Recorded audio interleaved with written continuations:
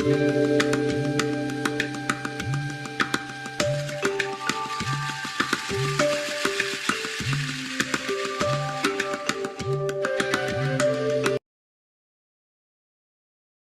buenos días a cada una de ustedes. Sean bienvenidas. Para mí es una alegría encontrarnos de nuevo y que podamos dar continuidad a nuestro tema relacionado con los procesos de incidencia política y la relación que hay entre la incidencia política y la investigación. La semana pasada tuvimos la oportunidad, voy a hacer un breve recordatorio, de abordar cómo se relaciona la investigación con los procesos de formulación de políticas públicas. Entonces nos damos cuenta que para sustentar políticas públicas tenemos que tener bases, datos, información cuantitativa y cualitativa. Y lo más importante es que sea información sustentada desde Information is sustained from the personal feeling of us as women and the original towns. So the policies that we propose, we need to put inputs to sustain whatever it is that we're trying to move forward, to talk about the issues and the strength that we have on the people in the communities that we are working with, and the indigenous women that we're accompanying and with whom we're learning about each of these topics. This is the one thing that I want to remind you.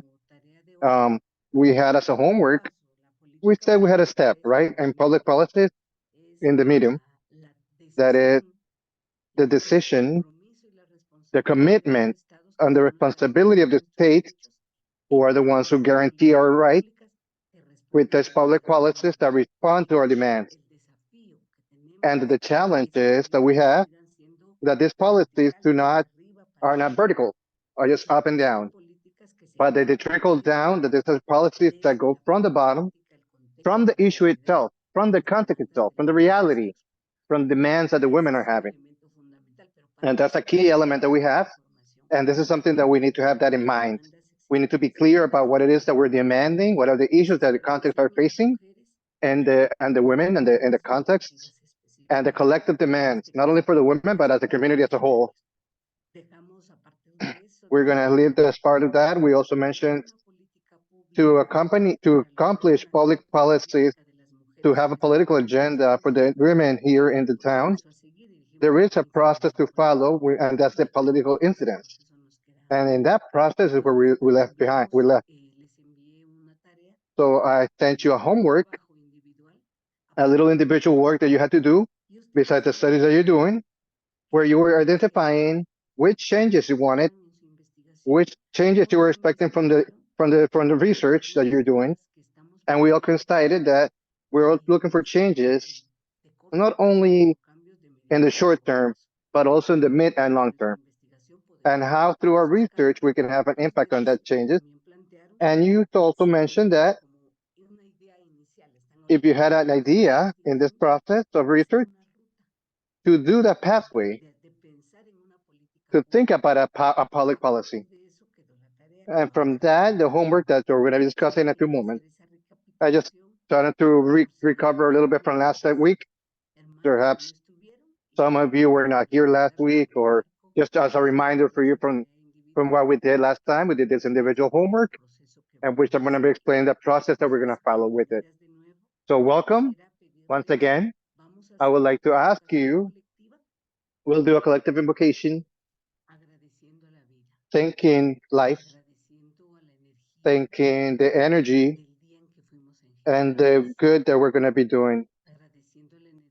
We're going to thank the energy on the day that we were born, thanking the energy of our path, the energy of our situations, and of our thinking and our reasoning. And we're going to do the following exercise with the ones that are present today. And I'll be asking you little by little in the order that I'm here. Each one of you is going to open your camera and your mic, and you're going to thank the heart of the water, the wind, the heart of the dawn, and the heart of the sky, of the earth, the heart of all of the elements that give us life, but we're going to thank them a quality that we have, with the quality that we were born with, the strength that we were born with. So I'll start just to give you an example. So I thank in this moment, this morning, in this noon, in this afternoon, and this night, wherever you may be, for the energy that I follow, that I bring, of joy and creativity. Ananya, you're first, and then 9. So what are you thankful for? What energy do you have that you are thankful for today? What is that specific feature or character that you have?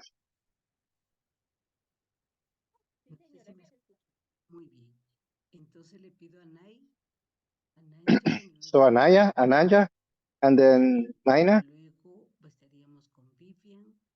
and then Vivian, then, then Daisy. So let's be thankful for the energy, for the quality that we have, the quality that we were born with. So Ananya, please, if you can begin. We have another one. Vivian, can you begin, please?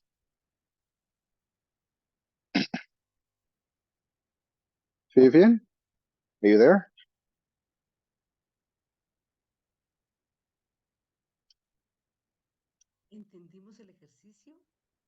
Can we try the exercise, please? Vivian, are we good? Today you're thankful for what? A specific feature that you were born with. La escuchamos. Hello, teacher, I'm having a network problem. What is the question? What today you're being thankful for? What a specific feature that you were born with? What specific characteristic? What strength do you think you have today? So you want to give thanks for that energy, for that vibe, for that strength that you have.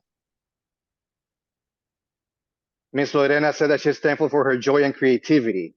What would that be for you? You're thankful for?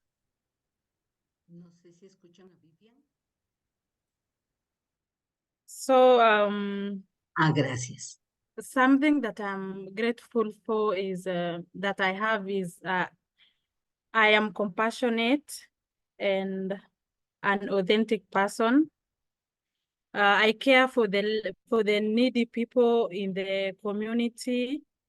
When someone has a challenge, I am empathetic. I listen to them.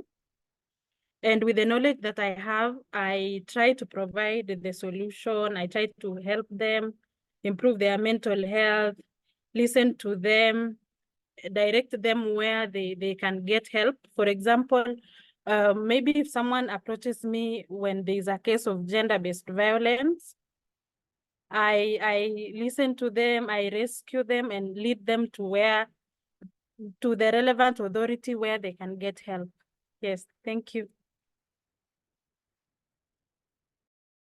Gracias, Vivian, por su estrella. Thank you, Vivian, for your light, for your star and your light. And every one of you are going to say thank you for your light and for your light, the star, for your star and for your light. Okay? Ananja, please.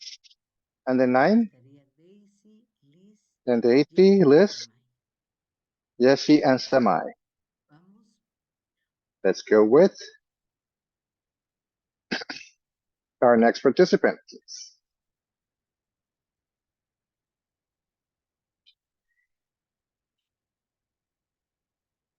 Podemos hacer espontáneamente.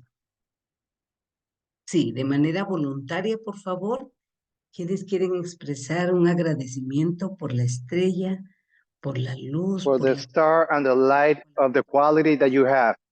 What quality do you have that you were born with? What are you thankful for? Share with us today. The mic is open. The floor is open. If you want to share something, go ahead. Good morning. Good morning. I hope that everyone is doing well. Today, I'm thankful for all the elements, for the light that guide us to path, and I'm thankful for the strength that I was given to continue all these years and to surpass obstacles. Thank you. Thank you for your light and for your star, Jesse. Anybody else?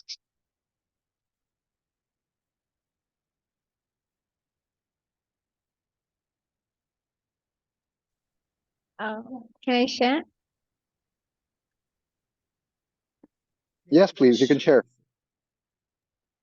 Uh, I'm really glad and I'm happy that I was born as, it might sound weird, but this is me as an extrovert, and this has helped me in the community to be able to interact with a lot of people in the community.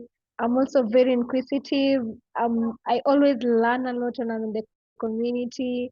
I ask a lot of questions, and this has enabled me to be able to speak my language well, to understand everything being communicated in the community. Yeah, thank you. And I'm also empathetic. Gracias, Daisy, por su luz y por su Thank you, estrella. Daisy, for your light and for your star. Anyone else? Iglesias, Jamie? Nina, you can write it down if you want to, and I'll just translate it for you. Nina, you can write it down in the chat box and I'll translate.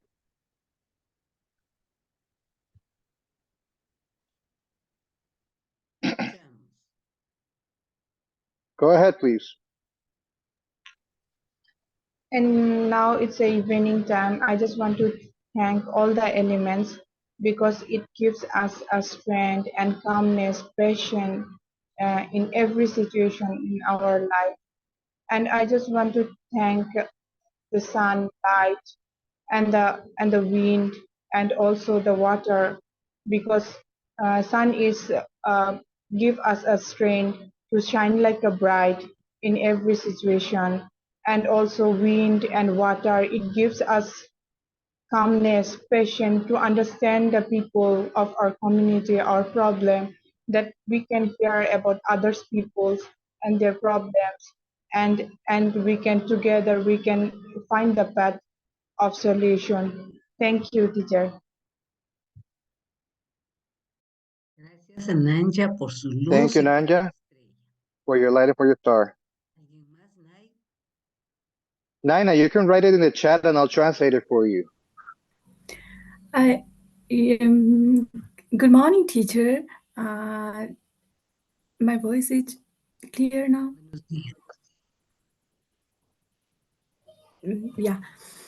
So today I'm Muy bien. so thankful. Se escucha muy bien.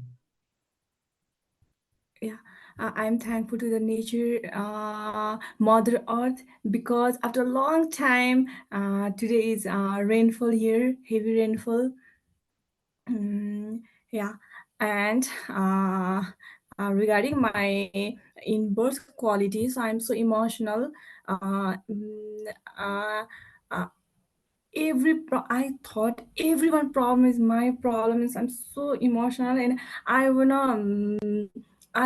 to solve the other's problem, and I want to give them what I have, like knowledge and all the things. I just want to support them.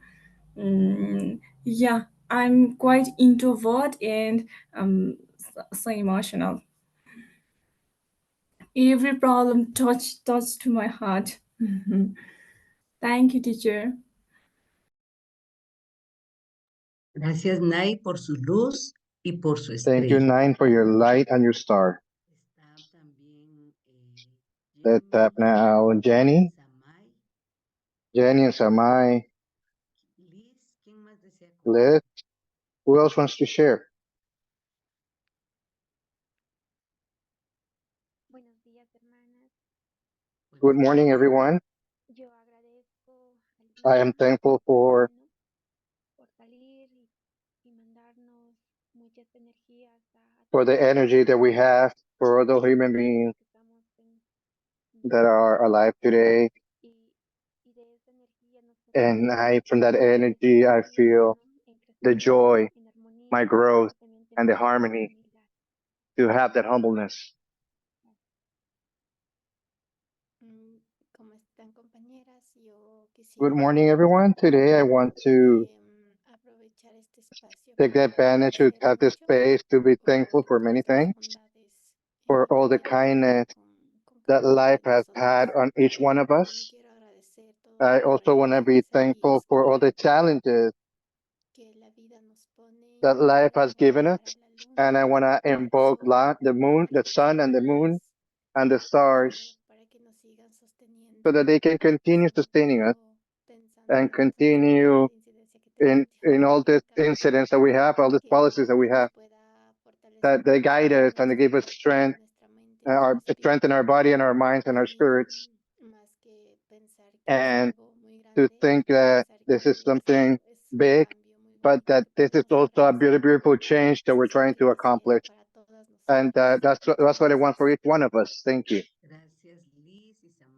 Thank you, Liz and Samai, for your light and your star.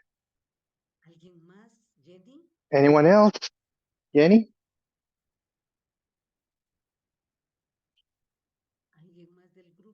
Anyone else in the group who wants to share something? Dunin, you're allowed to participate.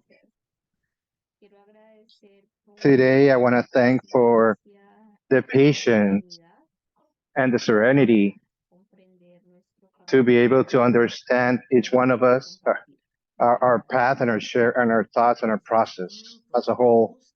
Thank you, Dunin, for your light and your star.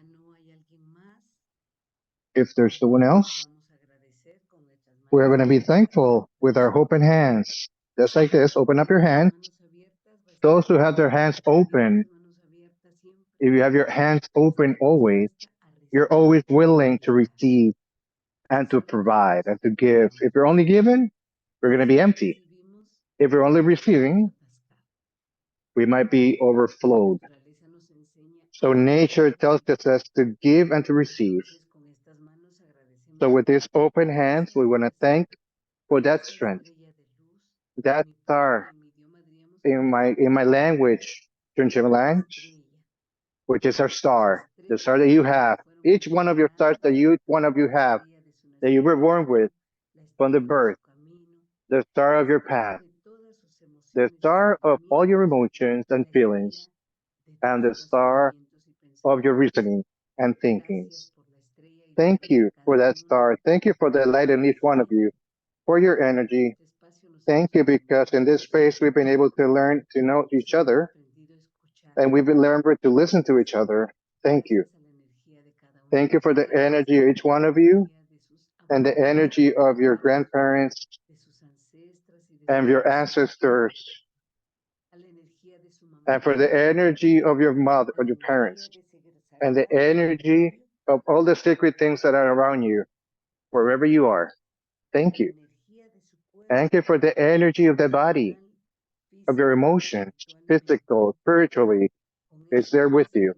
With that strength of your star, we're going to embrace ourselves. Let's embrace ourselves deeply.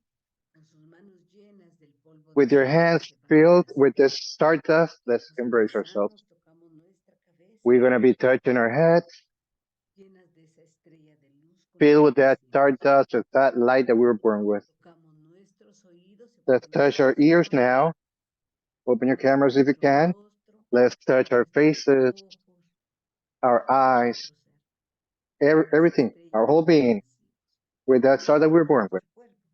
Let's touch our entire body. Let's feel our body. Let's go. From your hands to your matrix, to your ovaries, to your entire body. We're thankful for this beautiful territory that we have, spiritually, emotional, energy. And we're thankful for that star that we were born with. There's 5 stars. In the ones that we were born with, the one that we were conceived, the one from birth, the start of our path, the start of our reasonings, our wisdoms, and the start of our emotions and feelings. So we're going to put their hands like this so that we find that balance. We're asking for that balance in my star, my light star, clear path, green path, joy, happiness for everything that we do. And we're going to put particularly like this, in this space that was remaining, this is our research. That space of research that we're carrying out right now, that it can blossom, that it can flow, that it can be listened to, and that we can go also listening with that, with the soul, that we can open with the feel with their soul, and we can walk at the rhythm of the communities, of the women, of the towns, and that we can fulfill our pots of wisdom with the wisdom of our grandparents, of all the women and men, of all the boys and girls, of all the youth that we have, of the path that we're going to walk along, through the path, through the land, through the water, through the landscape, of all the joys and sorrows, of all the strengths, and all the issues that we have in the territories. May this research be filled and be concreted. And our incidence plan allows us to fulfill this issues. With our hands upstairs now, may that be like so, as it is, and it's done. May it be like this, it is, and it's done. May it be, it is, and it's done. It's done. May it be, it is, and it's done. All righty. Thank you very much for allowing us to be doing this space with you. We can do research or anything if we don't find that harmony, that balance. So that's why we do the spaces to find our balance. And now we're going to do to another. I'm going to ask you to please, I'm going to do a brief reflection here, just to ask you first, what is the incidence? What is incidence? What is incidence what is political incidence for you? If you can open your cameras, please, I would love it to see your faces. I don't know how you are. I just want you to be, I want to see those faces and that we're present here. I don't want to see just the names there and the images. I want to be able to see you, please, if it's possible. So what is for you political incidence? Daisy, good to see you. Samai, good to see you. And each one of you. What is incident? What is political incidence for you? For me, it is when we are able, when we know that there's a topic that is affecting the territories or rights of a person or collectively of Mother Earth. So a resource might be in our body, in a territory, and we search for that alliances, we raise our voices, so that the specific actors that have this power of being able to do this change can decide through this incident, through this movement that we're doing. So to be able to know what we want and where we're going, and to whom we have to reach, so that we can be able to do this, to have this incident. Anybody else? What is political influence for you? What else can we add to what Samar just mentioned? Yes, Inai, Dom, welcome. What is for you political incidence? Aside from what Samar just said, what can we add to it? For me, political incidence is to be able to participate and propose actions, programs with an end, to improve something that is affecting us as a society, and that we're actively participating in something. Someone else? Dom, Nine? Daisy, Liz? Vivian? Another one, another element that you can think about. What is political incidence for you? You mentioned to talk about movement.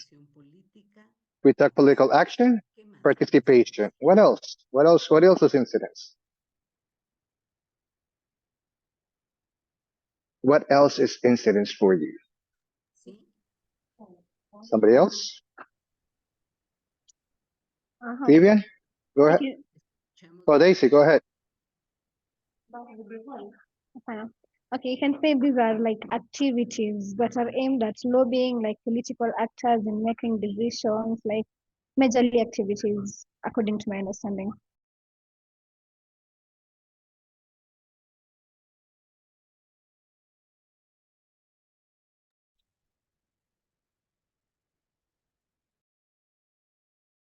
Vivian,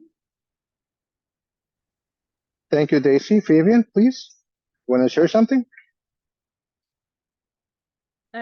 According to me, political incidences influence policies. They are like the political factors or the things that is happening that can result into adjustment of the policies. muy bien. ¿Otra idea más? Another idea, please. Y si ya lo tenemos claro, pues hoy vamos If something that if it's very clear, we're doing good. We're good so far. But we're talking about, yes, we have a knowledge based on the experience that we have. What we're doing in this exercise is just giving feedback based on this process that we talk about. So we're going to reinforce little by little just this definition of what political incidence is. First, we're going to talk about political incidence being a process, and it's an action. Like you can talk about the elements that you spoke about. Incidence, political incidence is the result of a movement, organized, articulated,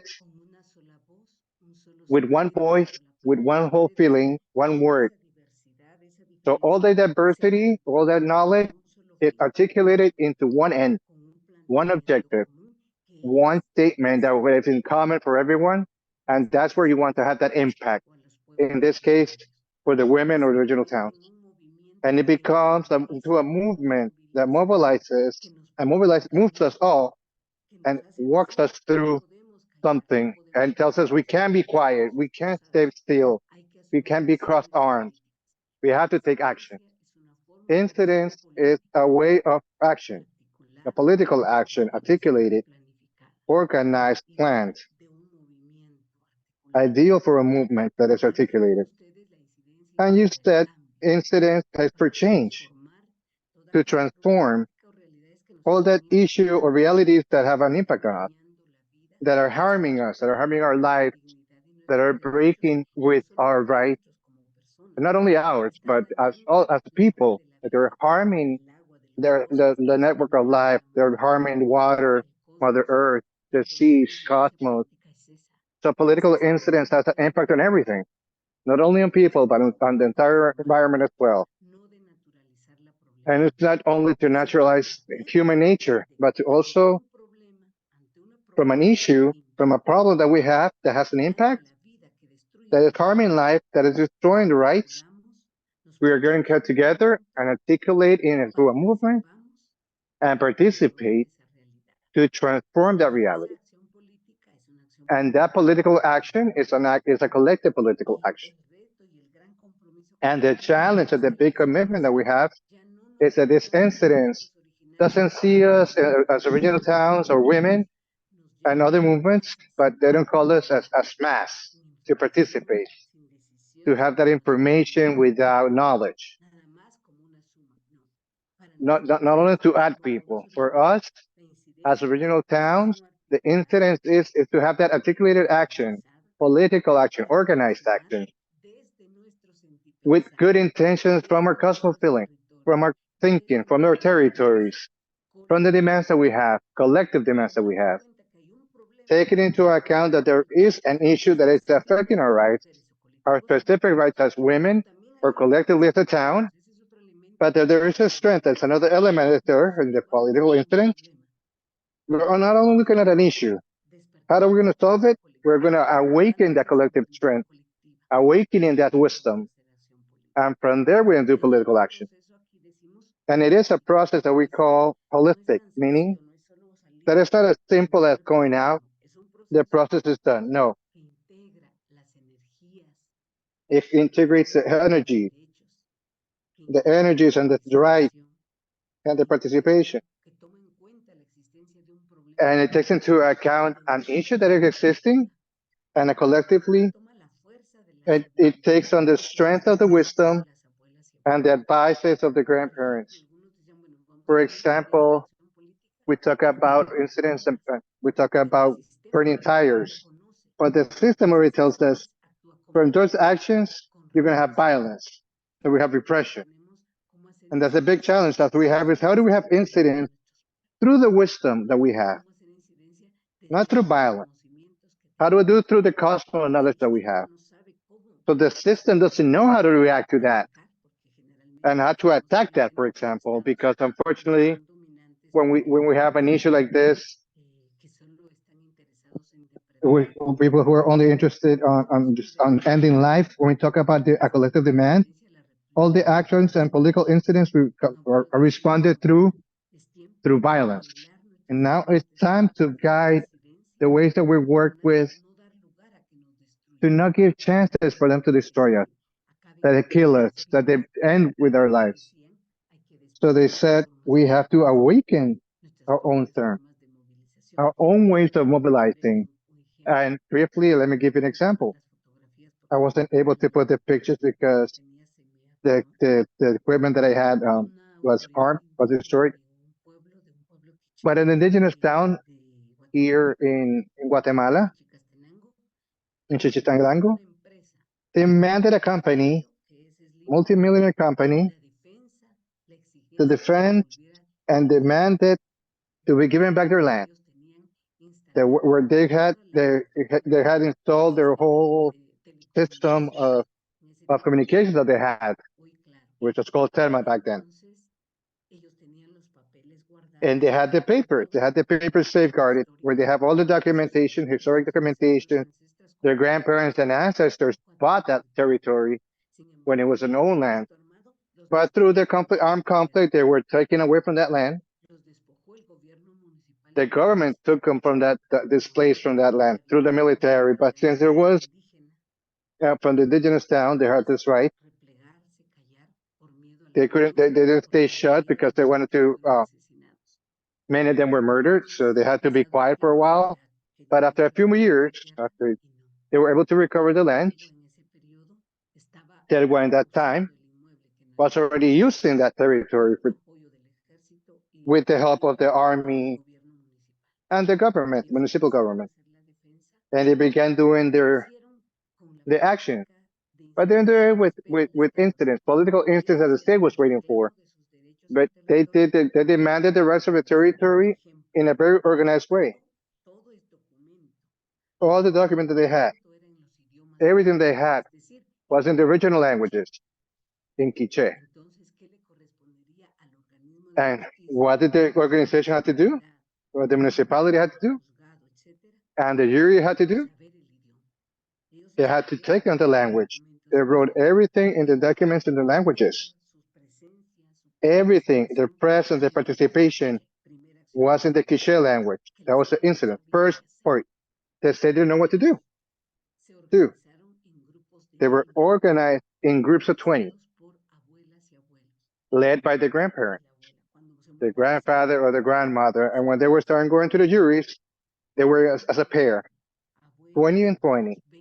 Grandfather, grandparents, 20 grandfather, 20 grandmother, 20 adults, 20 youth, 20 mayor, 20 adults, 20 youth, 20 children, boys and girls, who added to this math.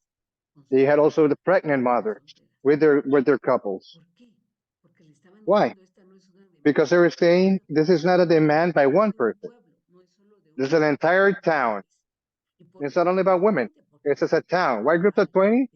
Because 20 is the amount of people needed in our constitution, in the Mayan constitution. I don't know what that might be in the other context. But the 20 gives us strength. It gives us balance. 20 sustain the people. 20 is balance for us. It's complete. And there was another action. And they were also with incense. It was an incense that had a scent, and they had the original songs and sounds and music.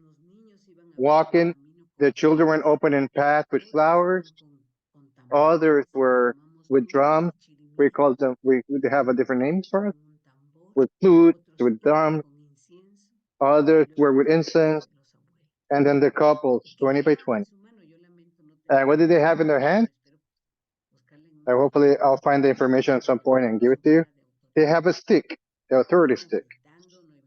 They weren't shouting, they weren't doing anything.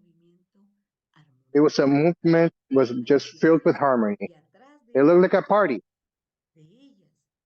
And behind them, we have other organizations, but the organizations was just no burning tire, no violence, no abuse.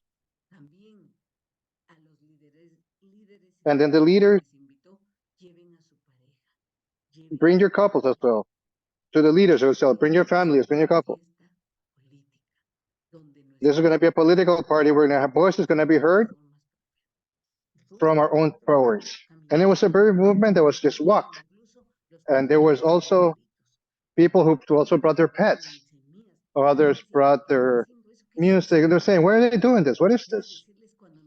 I was just telling them, we have different lives. We're going to defend our lives with all our strength, with everything that we are.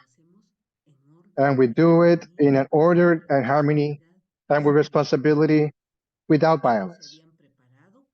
They were prepared with the army, with guns. They had the police already ready for aggressions. And one of them, the first was done from the Chichiwa, from the municipality to Quiche, which is the department head. The second one movement was done from Quiche to Chichicastenango to the city of Guatemala. They were moved in buses. But all of this, and then from Chichicastenango to the capital, but to the company itself. And the people for the company, they were afraid. They were just.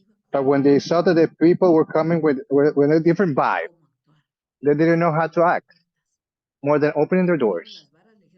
And when they saw the bar, they said, "That's a stick." They brought sticks. They're like, "No, this is my stick, my authority stick. This is my tame. This is my helper, my advisor." And just only men can come in. They're like, "No, we're not only men coming in. Men and women are coming in. Women and men. Boys, children, no, yeah, children are coming in as well. Our town is coming in as a whole, from the grandmother, the grandfather, to the boy and girl. Including, we also have our animals here. And those we're going to leave behind. We don't have any sticks. The authority had to open their bark. And what do you have there? We bring our food. We bring our tamal. Nobody's paying us. We have our breakfast. We already ate. We have our lunch and we have our dinner. But you're here already. And then the dialogue. And this was all done in Quiche.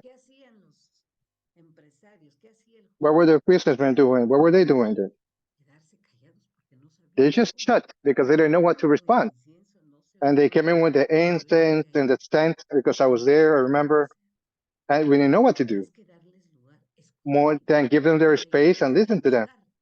And to find an interpreter. Because how were they going to be able to understand? And somebody said, wait, you got to speak our language. I was like, we are in a Quiche territory, we're going to speak in Quiche. They went to the capital, we're Quiche, and you are in a Quiche territory.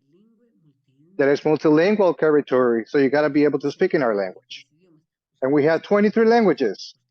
As yours, as company, you should know how to speak all of these languages. So we were speaking in Quiche. So find an interpreter. So there's a whole story behind this, but it's a political action. From the wisdom of the towns, from the strength of the towns. They were not able to work at the police, the army, the military, because they couldn't repress anything. And that happened again with the 106 days that we had in the movement in the country. The authorities, indigenous authorities as well, were also replicating and learning from the grandparents from 20 years ago that they did the exercise. they replicated the same incidents, first of all, through the wisdom, and not voluntarily, with strength, with spiritual strength, with political strength. And their logo was, we have one voice, one whole feeling, one voice, one feeling.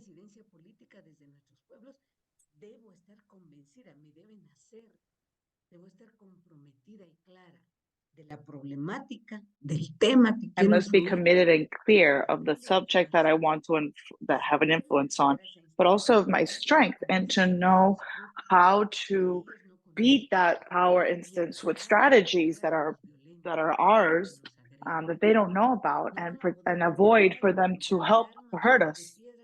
They're not going to be able to hurt people who, instead of weapons and stones, they bring flowers, and instead of gas, they bring corn, they bring food, they bring seats. They can't repress those people because that's creating violence. So our actions of incidents must be well thought out from that wisdom. A grandfather used to say, we had our own ways to make ourselves be heard. So this, just to remind you and tell you that this is a long process. Why? Because it looks to transform reality. It's not an action saying, oh, I do a mobilization today, I burn tires. A lot of them are hurt, we're scared, and we leave. No, we have to plan, and we have to consult, in my case, to sacred fire and sacred water, and to the grandmothers and grandfathers, how these things are to be done. How are we going to do this? This needs to come from this. And why is it complex? Because incidents is looking to transform, and try to avoid oppression and colonialism and racism and extractivism and death, continuous death of the peoples, and to avoid epistemicides, ecocide against peoples in our territories in the world. So it's a complex process. Ideally, it shouldn't be of one person, of one group. It should be a movement of the people, a movement of the community, a movement of women. But for that, we need to fall in love with that and understand it. And it is oriented towards a mobilization that becomes a proposal for public policies that really have a flesh and bone, and that work, and that are backed up and that are supported in our demands, not in establishments of pacification or manipulation of the governments or the states. These need to be public policies that are real, that respond to us. And that's why we say it needs to be a deliberated process that's systematic, meaning planned, thought out, not just of one person, but of a collective, and systematic because it brings from one step to another a route of a process. And from where I know that I can't be alone, that my organization won't be alone. And that if there are people that are against it, how do I come close? There's people that are not interested, but how do I motivate them to fall in love with our proposal? Afterwards, people that make decisions. That's a process that requires a lot of strength, and there needs to be a lot of energy, strength, and political and social strength. And this space contemplates the political realization of an organized peoples so that we can influence the decisions. That's what we're looking for, create an influence on decision making. What we want, so that what we want is taken into consideration in our demands and proposals, and our voices are heard, and that we have proposals already presented, that not that they give us a proposal, but that we present what we want, so that there are effective responses that are pertinent, that really generate these changes, where we are not the ones who sum ourselves to that initiative. No, we are real people, and we have specific changes in the public environment, meaning to the states and our territories, from the municipal governments, from the departmental governments, the judicial organization, and the executive power. To them, who are the ones responsible to guarantee our rights, they have to change and tend to those demands. It's a long process.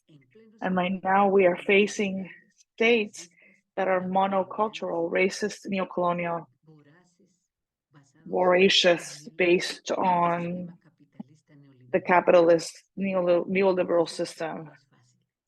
So it's not easy, but we are not going to say, oh, we can't do this. We're going to find the route, the way. And the incidence is an opportunity to articulate ourselves as peoples and organizations. We are divided and we as peoples, but if we come together and we move together, we identified what is that feeling and that word that's going to bring us together, and we say, we make changes in those public structures. We can say that those changes are done at a community level or a municipal level, in my case, or at a state level, or at a different states level. For example, in the UN. So that's a long way. Where is strength coming from? It's not from a small group. It's that demand, those political actions have a root, and that root are the collective strength of the people, their backup. So when they want to stop one person who's defending, they say, well, if you stop him, you have to stop all of us. And who's everybody? The entire territory, or at least 80% of the national territory, at least. So it's not my incidence process, it's a collective process. And the strategies, for example, I have FIMI ones, but there are other strategies that see incidence as a process. What are these strategies? The articulation, mainly. If we do it individually, just a small group, knowing that we have people against us and people who are opposing us, who are indifferent, we are going to achieve very little. The first route is to articulate, but not doing it by the force. It needs to be with commitment and with a sense of identity, clears of change. They are articulated. Once we're articulated, we move forward. And mobilization is not just going to the streets, it's participating in creating that plan and defining collective strategies, is dividing the work, it's getting organized. And within these processes, to take care of life and integrity and articulate from our ancestors to our children, and create processes of mobilization from the ways of the people, because that disconfigurates the state that knows how to repress. So mobilization is also a process that needs to be collective, meaning I put myself in movement. I'm not just waiting. No, we move with diverse actions. The communication is another strategy. Communication needs to be a tool to demand, to denounce, and to inform of everything that's happening. Communication to express the voice of the peoples, of women, to visibilize that relationship, that unequal relationship in these structures. Another fundamental tiene que también ser desde abajo. Y ahí los medios is that communication needs to be from the bottom. And there, the communication tools, radios, community radios, and your own ways of communication, like through local means, but also make ourselves be heard inside from the authorities in the instances that have that power of abuse, and that they can hear us at an international level. And now we have these tools that 20, 30 years ago didn't exist. And finally, the judicial tool, the judicial process.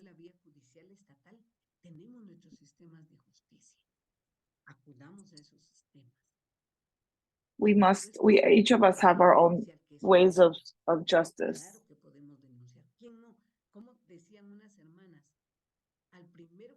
Some sisters used to say the first ones that we have to denounce in this process is the state of Guatemala, because they are the ones who have allowed the violence against women, structural violence, criminalization, and the destruction of the forest and water. That state needs to be denounced, and denounces have been made against the state. So in the case of companies, the judicial process is very important, but informed and knowing that system.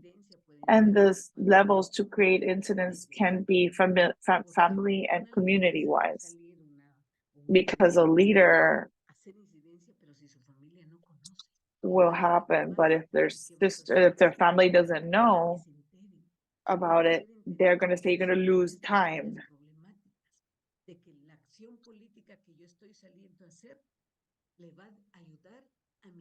So that the political action we're doing is going to help our grandchildren, my children, and my generations, but it's also going to help my community. And the community must be aware of the process.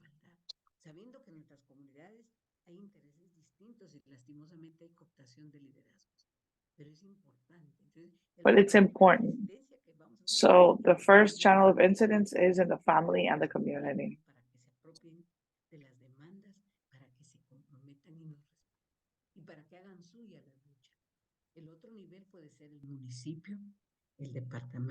The other level would be the municipality, department, the region, the territory where we're at.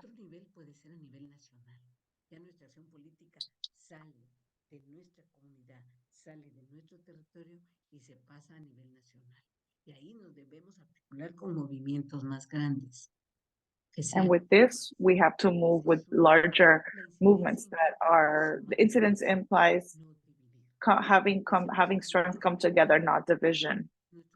If we do incidents with division, our processes won't work. They're dead from the start. So incidents needs to be different sources of strength coming together. And the other level is an international incidents, meaning we come to other organs and other mechanisms that exist nowadays. Like a grandfather say, you now have all the strength.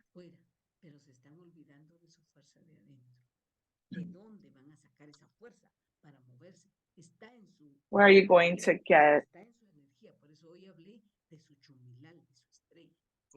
That's why I talked about your star today. Your strength is within you.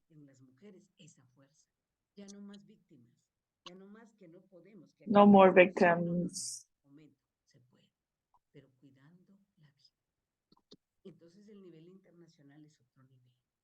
So international level is another level. That's why we have to create alliances. Now that we see your studies, we see that there's so many things in common, so many problems in common, but a lot of strength as well.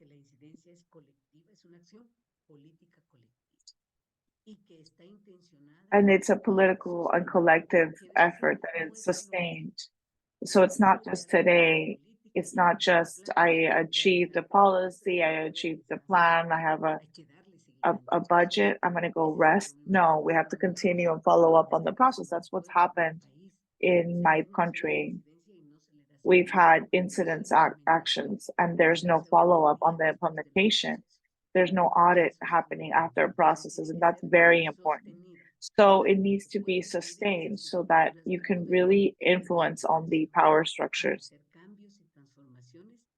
to make changes and transformations in favor of life, always in favor of life. Making our specific rights of women be heard as well as the rights of Mother Earth and the rights of natural assets. Mobilization can also be there, national, international, and the mobilization, because maybe you guys are falling asleep. I hope not. What do you think of this process of incidents? What is the mobilization of peoples going to look like?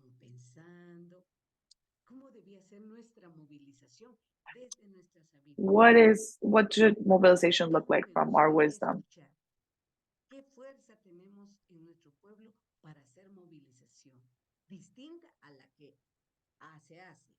What do we have to do? And what are other ways of creating incidents from our wisdom? Vivian?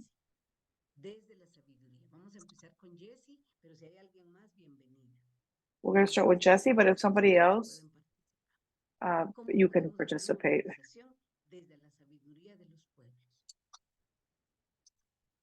How can we do mobilization from the wisdom of peoples? I think community strength is a very strong asset for our people. Here we have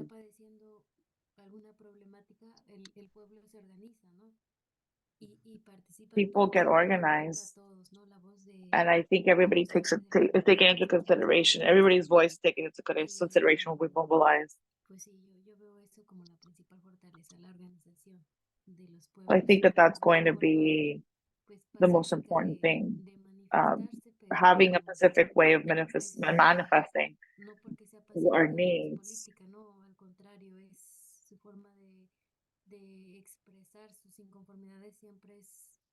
Una forma pues muy que va pues acorde al contexto, acorde a los usos y costumbres de. And it's something that that works with the customs of our people. That mobilization that is communal. Dom, what do you think? Do you think that there are your own strength and originary peoples in your territory to create an incidence from our own strength? Jesse used to say community organization. Yeah, I'm actually still thinking, imagining, because like political incidents is, I mean, it's been silenced for so long. And I think the last political incidents was in 1992 or no, 1990, yeah, 1988, I think.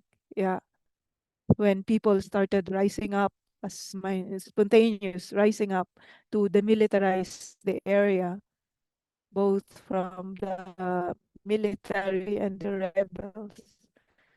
So like things have changed now.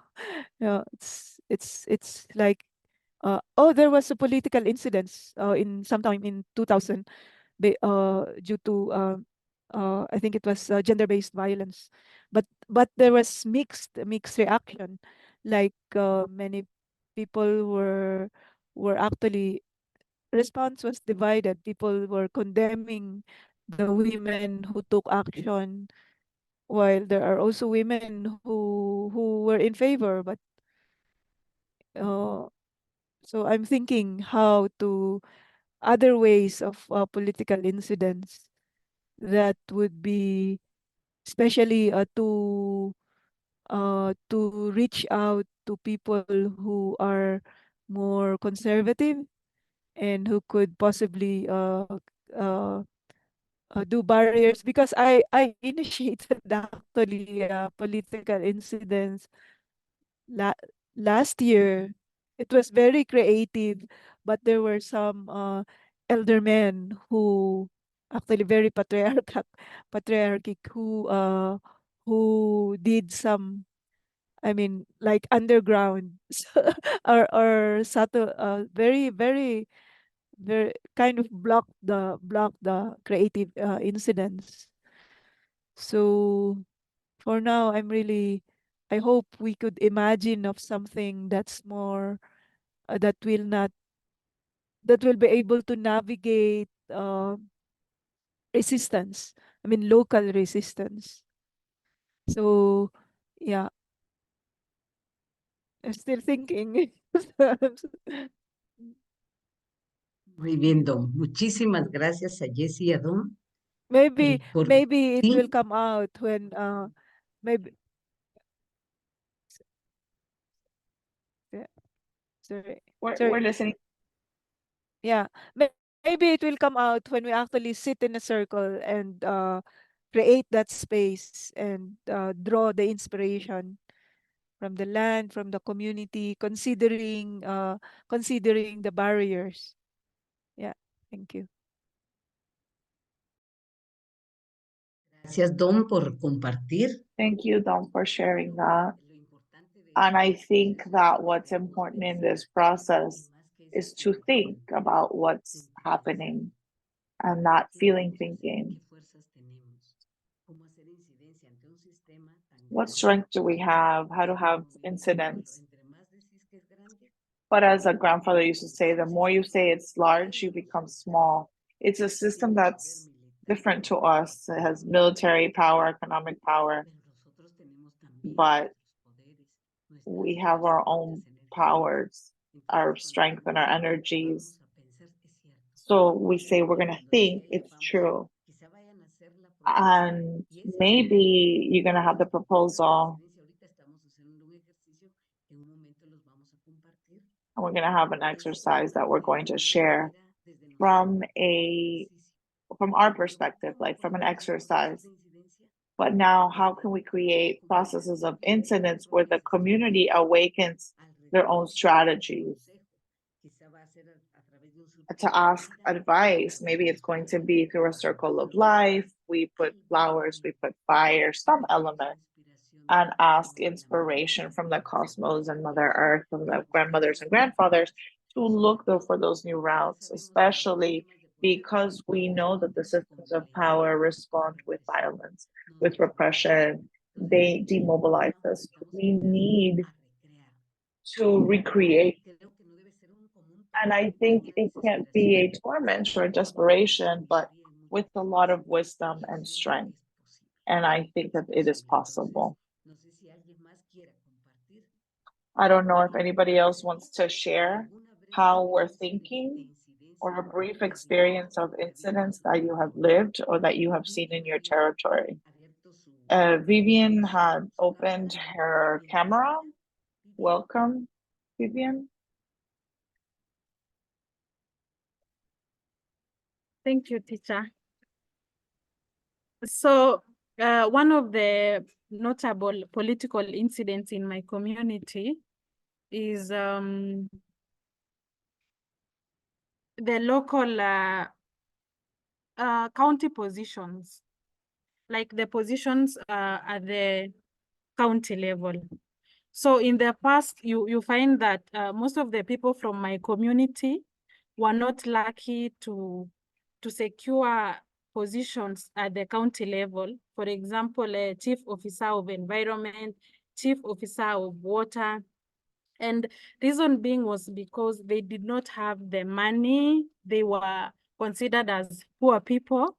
So they were not given positions at the county level. But right now, like we have, there are a lot of changes because of the actions that the community people took and actually supported their own, voted for their own people. So right now we have people from the community at the executive positions at the county level. Yes.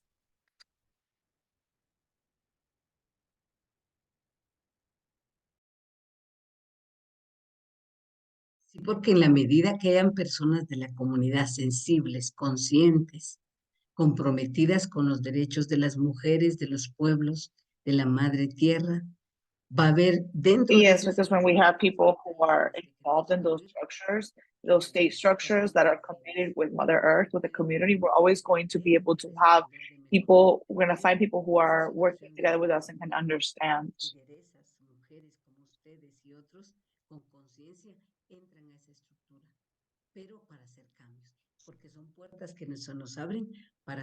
And those are doors that are opening to create incidents. Nailehi. Perdón que no pueda pronunciar bien su nombre.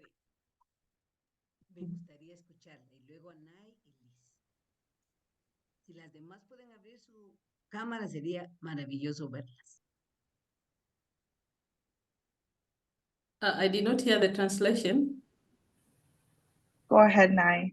Sorry, go ahead, Nai. Okay, thank you so much, Lorena, for your good hints and also presentation. They're very productive.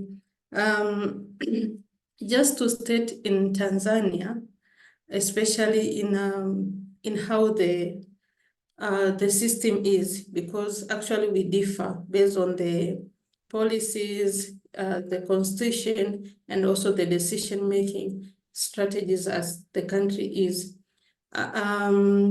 We are getting a huge problem, especially in the indigenous communities, localities, because first of all, we have a problem in Tanzania that it is still not recognizing the indigenous communities, even in our constitution. So it's one of the things that continue diminishing and limiting the indigenous communities being part of different decision-making.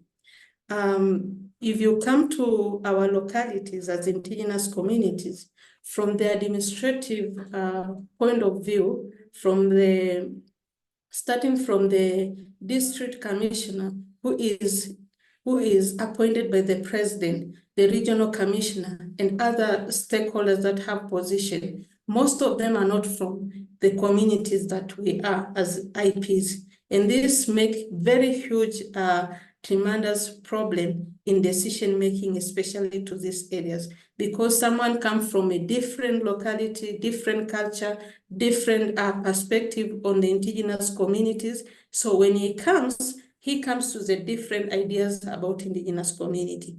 But when you also come to a political arena where people contest for different positions, you find in special seats, that's one of the seats that there are in Tanzania.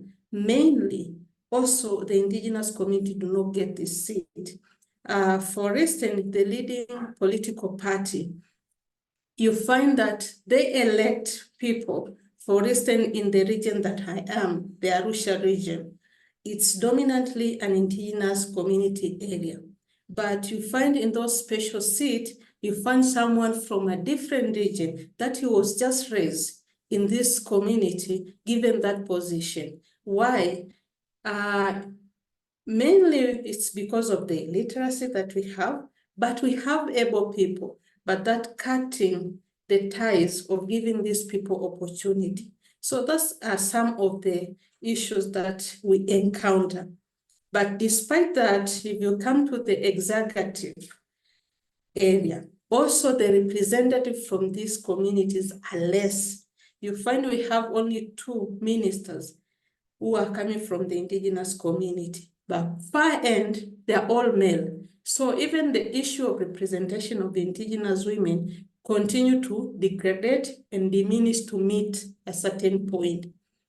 All in all, we have different activist women at different angles working hugely to continue improving the awareness of the indigenous women, especially from the grassroots level or the local level, even contesting for the small position in order for them to have women who will be part of the council, who will be part of even other positions that can enhance them be part of the decision. So there are different regulative framework that continue diminishing, but despite that, there are a lot being worked on. Thank you so much.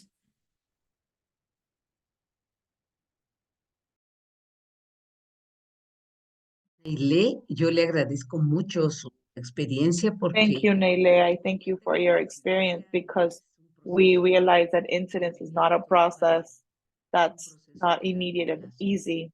It's a long-term process. It's an intentional and complex situation according to realities. And listening to them, we wake up something important. We cannot create incidents if within ourselves we are hurt, if we are not broken, if we don't value ourselves and we don't wake up that star that I was saying before, that chunila, that light, personal light in the, as we have a energetic link with the cosmos and our natural assets and our families and ourselves, we're going to have the strength because it goes beyond a strength of wanting to do it, but there's my light. My grandfather says, if your light is on, you're going to help others to turn on their light. Imagine if we are devastated and hurt by violence and racism, depredation and militarization, we are scared. And fear will leave us static. And we were told women can't do it, Indigenous women can't do it. So that is internalized in us. So to create an incident, it's important to have that process of decolonization,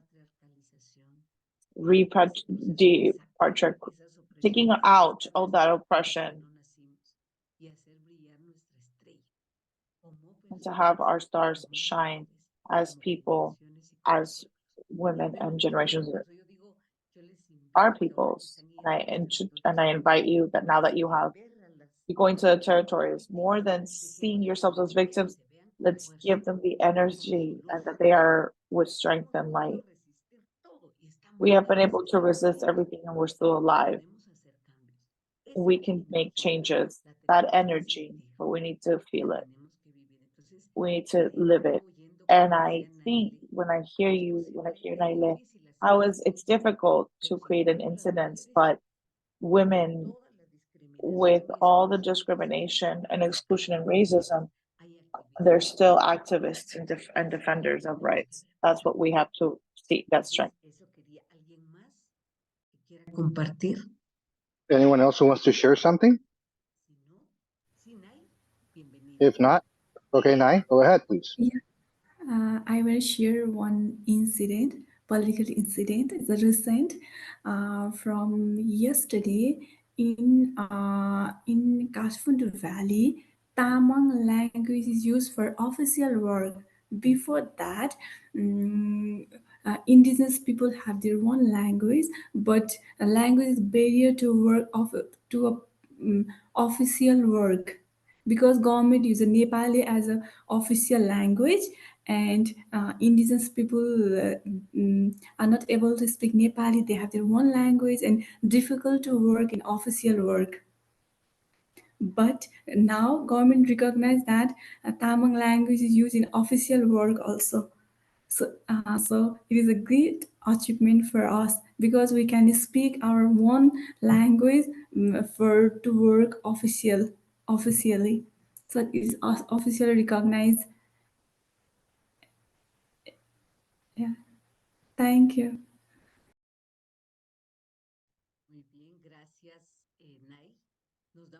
Gracias, Nai. Thank you, Nai. Language is a strength. Our languages, our original languages are a tool for political incidents. They're a strength. Because like you said, I'll give you an example. I was the owner of the company who only spoke the official language, which is the Spanish in our country, and the Quiche town, right? When they were starting being threatened, they just started speaking only the language, and then he was just confused. I was like, it's best if I don't understand them. If I don't understand them, can you imagine? Just your imagination, right? So our language is a strength. It's a political strength. It has a philosophical framework because each word that we use has a philosophy, and it's a tool. It's a strength. Let's do the instances.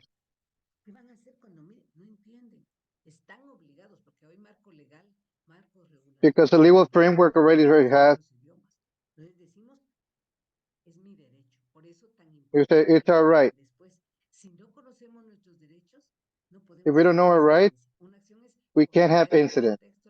One thing is to understand the context and to be empowered about our rights and to take into consideration that we are owners of rights.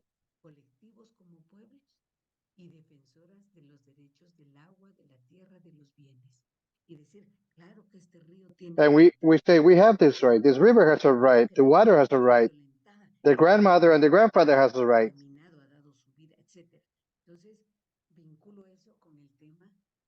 And this is something that I want to mention with the language. Nukila, you want to say something? I see you raise your hands. And then we have Liz participate.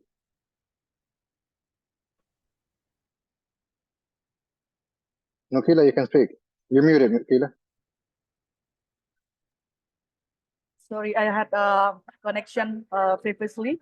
I just want to ask Lorena how to strengthen the indigenous language amidst of the national language, or the proud of nationality or something like that.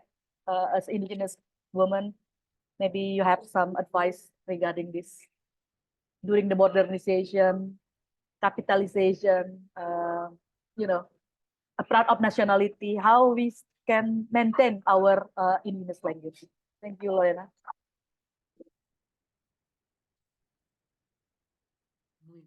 Gracias, Nukila, por la pregunta. Primero es Thank you, Nukila, for the question. First, we have to understand the language. The language is one of our rights, collective right that we have, the collective right to our languages. Second element, we need to be empowered and empower the community of women of the strength of the language. In this territory where I was in, for hundreds of years, I'm going to say hundreds, right? They said the language was a delay, and that we need to, that those who spoke Quiche were not civilized. They were just fall behind, they were ignorant, they were savage.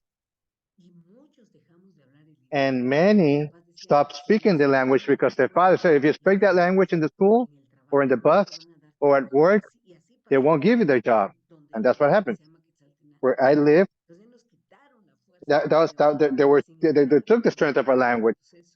Nonetheless, with all this process of incidence, of persistence, of resilience of the towns, today we have a national law with the Maya language. There is a law that protects us. There is an Maya language academy now, well, that is taken into account little by little, starting to take into account all the languages, and then the families and towns, the use of the language is being used again. We're recovering it, and we're going to give that strength, not to look at those who couldn't or can't. We're starting to rescue that energy, that wisdom. Like a grandmother said, we are a town who have roots from millennia, and we're working in modernity now. So we're not going to denounce, we're going to reject the other side, but we have to recover that wisdom, that strength from the past, from our ancestors. And it has a value and it has an impact. I'm an indigenous woman that comes from millennial roots, connected to the water, to the fire, to the wind. I am land, I am wind, I am water. I'm not lying. That's a reality. We do have water, we do have fire, we have wind in our bodies, we have land in our bodies. So when we recover our history, and I'm talking about from the oppressed, from the colonized, when we recover this history of the original towns and resilience and resistance, I feel happy to be part of this town.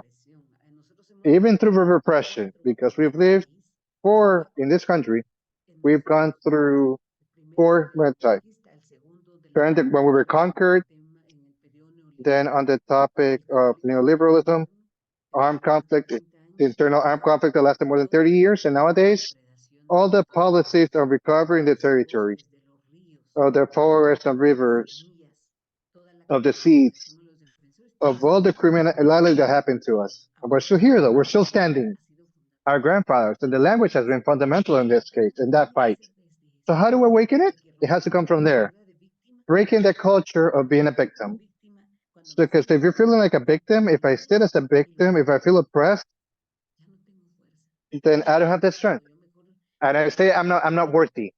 I take away my last name. Like I'm just a Guatemalan, a person from Guatemala. I won't say I'm Quiche. I'm Maya Quiche, born in Guatemala.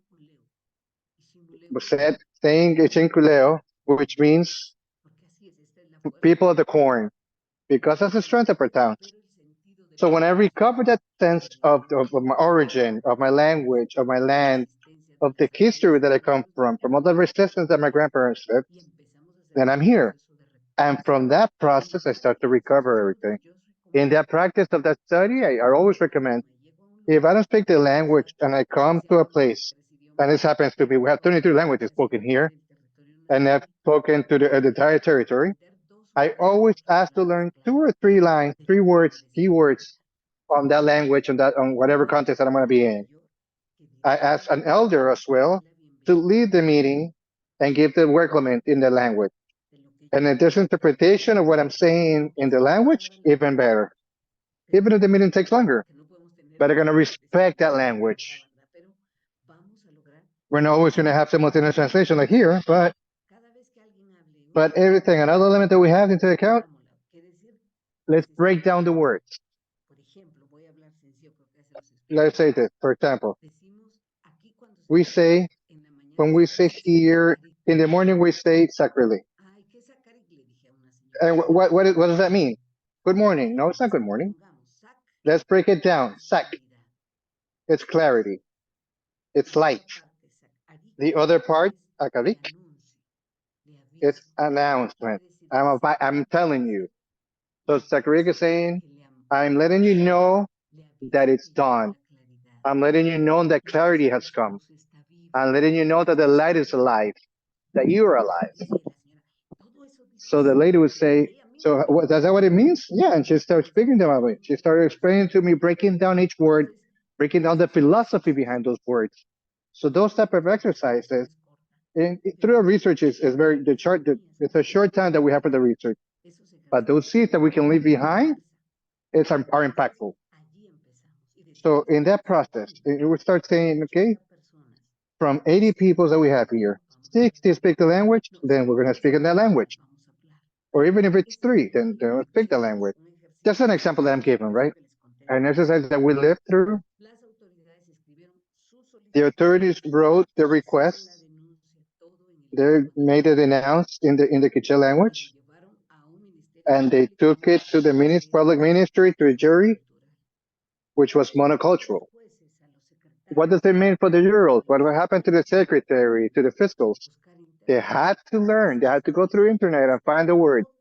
And we asked them to respond in the language. And that was a strategy just to lengthen the process, obviously, but they needed to be prepared for that. The organization, that movement, they needed to be prepared in that sense as well.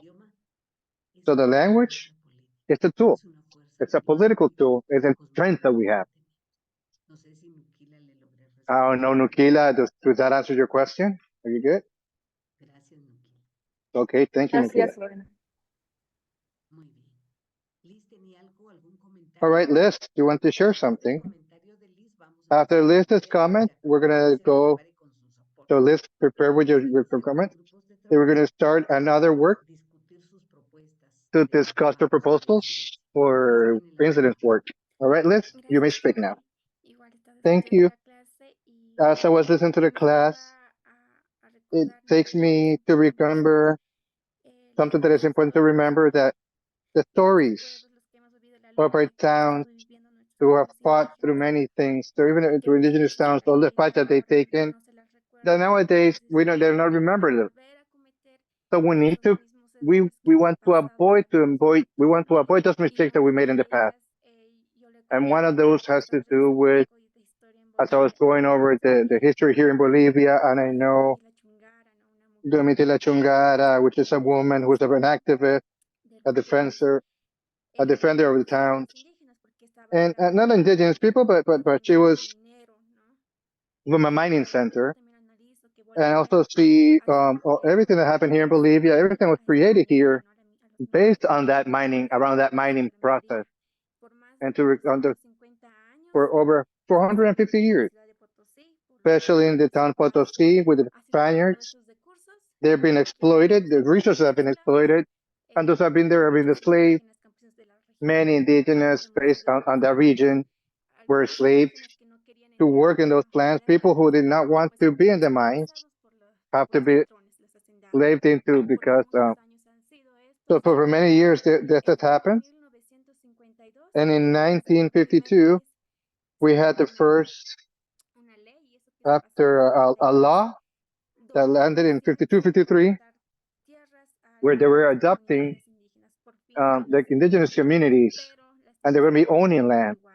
Unfortunately, behind that, you have they were governed by companies, and so it wasn't as happy as I would think. But the fight for this woman has touched me because she was asking that their husbands,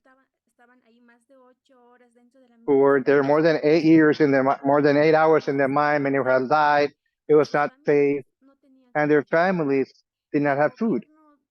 So the government of Bolivia was only providing them with just, they were not planting food. So the government was the one sending food to them, which was meat, rice, sugar, and that's what they were fed with. But the food sometimes never came, and the husband kept working. And she comes and protests to the city. She goes to the city, to the capital in her country, La Paz, Bolivia. And she mentions it's just articulation, right? The articulation of women. And in that sense, only 4 women wanted to participate, and 4 women were protesting. The government was just laughing, right? They won't do anything. But as time went through, more women coming in, more women were starting to come together, more people were joining, and the new laws were able to come around to ensure the food for the family. So I want to share that as well, because I feel that based on that history, we also have, and currently, what are we doing, what changes we want from our communities. And just like we said in the Cosmo Feelings, it's true, how do we react? And how do you find that harmony with Mother Earth? That's something I wanted to share. Thank you. Thank you, Liz. Very nice story. Thank you for having that experience that you all lived based on your context. And this all nourishes us to a process that we live. No one knows more or less. We all have a path that we've walked. Our towns, all the changes that we've lived, all the changes that we're looking for, all the rights that we're looking for, are not being free.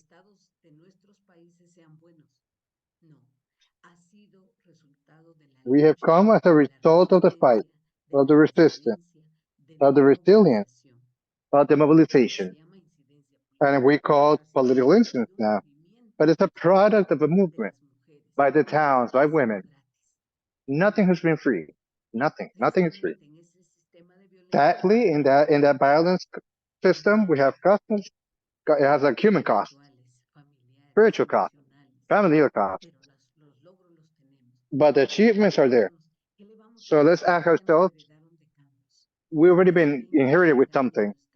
20, 30 years ago, we've been given something. What are we going to inherit the other people? What are we going to give our future generation? And how do we involve them as well? And that's a big challenge that we also have. Our towns involve children. We don't put them up front, but they are taken into account. The youth is involved. In our town, we said, acheli is the word that I use, and it means, I said, I bring my cheli, I bring that who will substitute. The person who will come after me. He's learning with me. And this is the norm in our town. We only have a successor. Who's going to take my space after I leave? Who is learning what you're doing? Who knows your experience? So in my town, they don't even love me. They say I'm crazy. Yeah, somebody might say that, right? But who's going to be your Cacheli? Who's going to be your successor? So that's why the authorities in our towns always talk for that. But they'll say they don't have a position. Yeah, in time, in due time, they will come. They're just learning the process right now. They're learning with the women. They're learning with the authorities. They're learning with the midwife. And she's going to learn through seeing, through being part. How can a girl be seeing a labor? Well, she's just preparing herself. I'm just saying a girl by herself. If I'm taking that girl that brings it. That's her star is there for her to be a midwife. Right? Just as an example. But thank you for the story. I would love that all of you could have that feeling, thinking of finding stories of women and towns in our territories who have that success. Anything that we have accomplished through our rights have been free. Remember, they come through historical process of resilience, of incidents, and mobilization. Before we move to group work, I'm going to close this last slide so that we can reinforce what you're saying. I think that is very enriching. And we're going to say that the mobilization, let's say, well, it's not to motivate, it's going to be informed, conscious, aware, committed with the process. And we're going to be motivated to participate, to recover that voice, to recognize that you have a space in the process of change, that you have the right to participate in the decision making. Why? Because you want to establish a balance of power. Because among communities, there is a space between women and structures of power, between towns and structures of power. That's why we mobilize, to break those barriers, those inequalities, those privileges, to break on those oppressions. But to accomplish this, what do we need? We need to learn. We got to learn ourselves, learn our territories, physical, spiritual. Learn that we were born with a star, with a strength, with our energy. That in spite of everything that we've lived, we're women who are still standing. And communicate that strength as women, to know the story of our towns, the wisdom of our elders, the strength, the resilience. Not only see them as ignorant or savages. We're millennial towns who have our own histories with wisdoms that come from many years now. So thanks to all those ancestors that we have, there are still spaces where there is life. There's still oxygen thanks to them. There's water thanks to them. Because we have never been predators. So now let's take the strength of us, recognize our value, empower ourselves, let's say, of that strength as women, as churches, as original towns, and recover that strength of the territory. Second element is to know that environment, the political environment in which we're going to have an incident in ours and where we want to have that incident. If we don't know it, we need to learn because we cannot go blindly. And now we have to go there together and create the demands, but identifying one that helps us. One thinking, one whole voice, one word, and those aspirations as one for change. And the skills to solve any issues that we have and make decisions based on that. So the problem is there. What strengths do I have locally? What strengths do women have locally? What strength do the youth have, does the town have to face that issue? We don't have them? We don't have any. Yes, you do. You have a strength. You got to awaken it. What are those skills that you have? If we do it through our own wisdom, because we can mobilize, you know what to do? When we apply our own way, they don't know how to act, especially if we have that incident mindset. And then the way to express our interests and demand. We need to know that those policies are not, it's not only to demand a right. It's not only a budget or a program or a project or a law. No. It's a process of auditing, a social audit, of surveillance, of accountability. Not being afraid of accountability. We're going to demand that. And another key element is to give the power to the community so that the community can be recognized with something of power. A community that has rights. Here are the authorities and here we are. No, here is an authority who has to guarantee our rights, but here I am, a title holder, a right holder, a collective holder of rights as well. And those are the intentions that we have. We're here to demand those rights, and those rights need to be defended by us. And we can say the towns have been quiet all this time. Towns have participated through history. And that's true, because that's how the government acts. And the participation of the people in the decision making through the designation of resources and the determination of power. So we're going to be participating, but first we accomplish a political policy, which becomes a program, a project, and we have to be there. And we need to define what decisions have made, what priorities are taken, and what resources we have, and we're there. We share the data,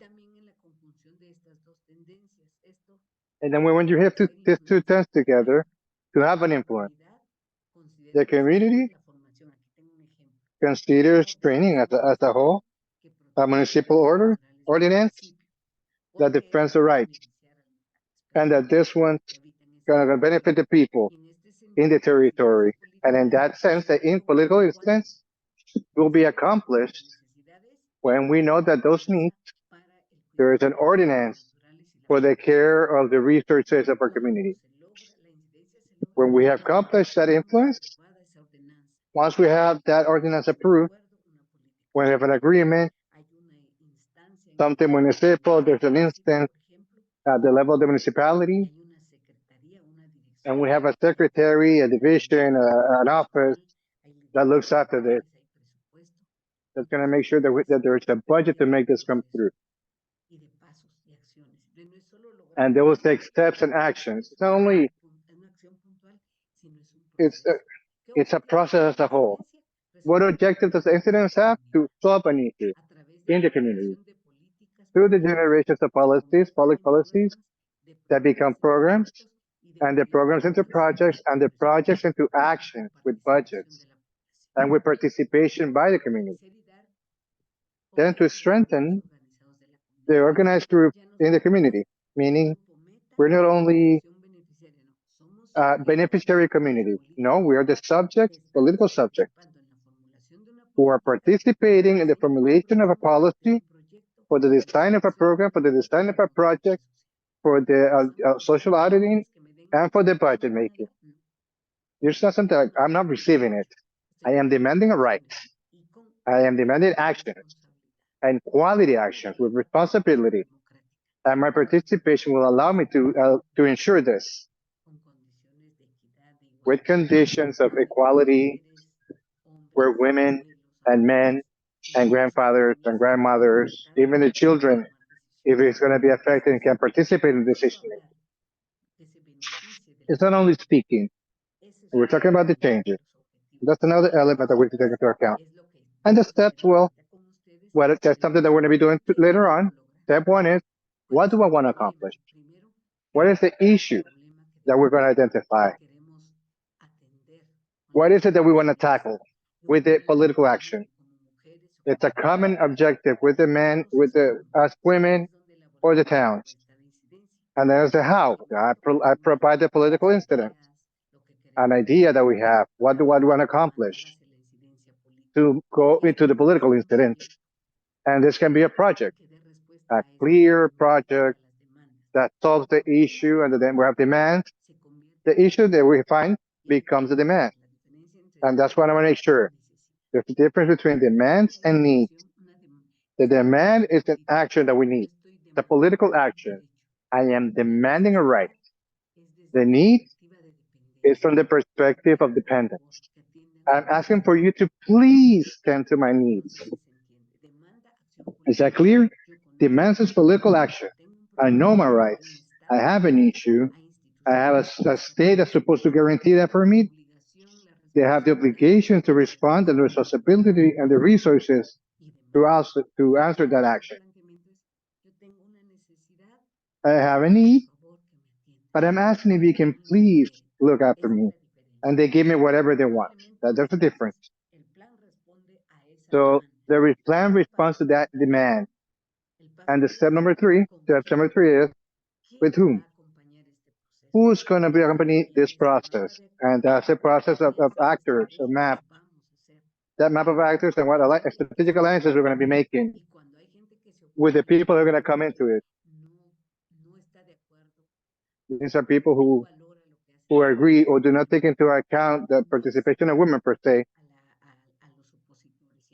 and you're gonna join the opposition.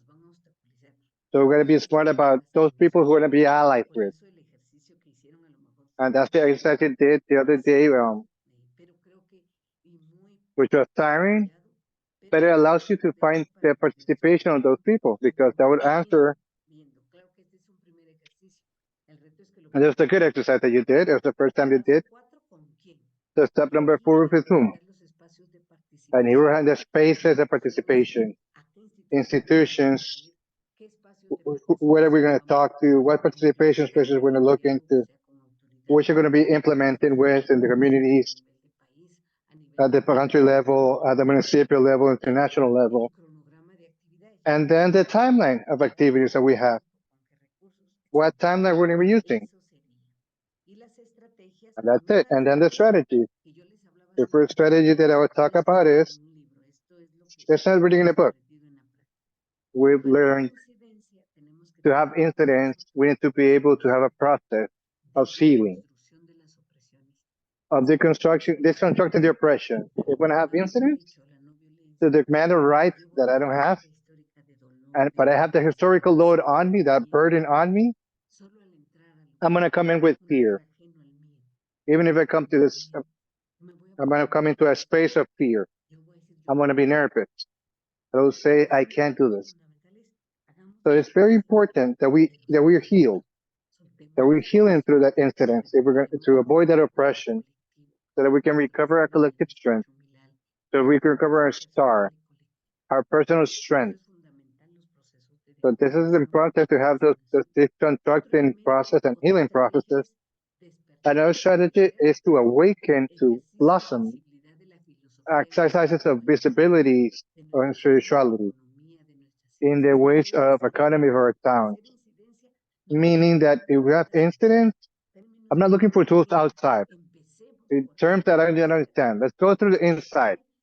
Let's awaken the own ways that we've done from our philosophies, from our own systems. And from there, let's find the global strategy. And let's build ourselves energetically, emotionally, economically, politically. All this process is from within. I'm not going to ask a town, organization, or a movement of people who have feel oppressed, who have internalized to come from them. First of all, we have to strengthen internally, both for the towns, for the women, for the towns, where that community recognizes its strength. And from that cosmogenic strength, from that environmental strength, they can move forward to that impact that they're looking for. And then the access of information is also key. If we don't know what structure that we have to look for, they won't be able to have an impact. We need to understand everything. All these things is from within. The people, as a community, as a town. And then they have the external ones. Let's understand the territory. Let's understand the institutions that we're going to be looking for. Whose door we're going to be knocking on. What structure is going to give us a backup? And which structures are going to be against us? And then let's mobilize. And let's articulate and do alliances. We already have this strength. We already understand this information. Now let's define strategies and mobilize. But it's an articulated mobilization in alliance with others. And then the communication. Communication as a tool to be visible. Communication as a tool to denounce. communication as a tool for accountability, to inform, to call on. Communication as a tool is important. And the demand of the people, of those who demand the process. If we have to be thinking about protocols based on the structure that we're in, because we know that we're facing structures of power, not friendly powers. Oh, they're going to be like, oh, they remove themselves. How nice. No, these are structures who know that with every mobilization, they're going to lose something. They're going to lose power. They're going to lose resources because that's how they're based on. So facing those structures, it's also complex. So we need to be thinking, how do I defend myself? And then observe and look at and give follow-ups to what is already been accomplished. So we have a campaign. We've already accomplished a program. We've built an office to attend to the grandmothers, victims of sexual violence, adults, youth, children. Now let's make sure that it's working. It's not just us making sure that it's there. And let's do the audit.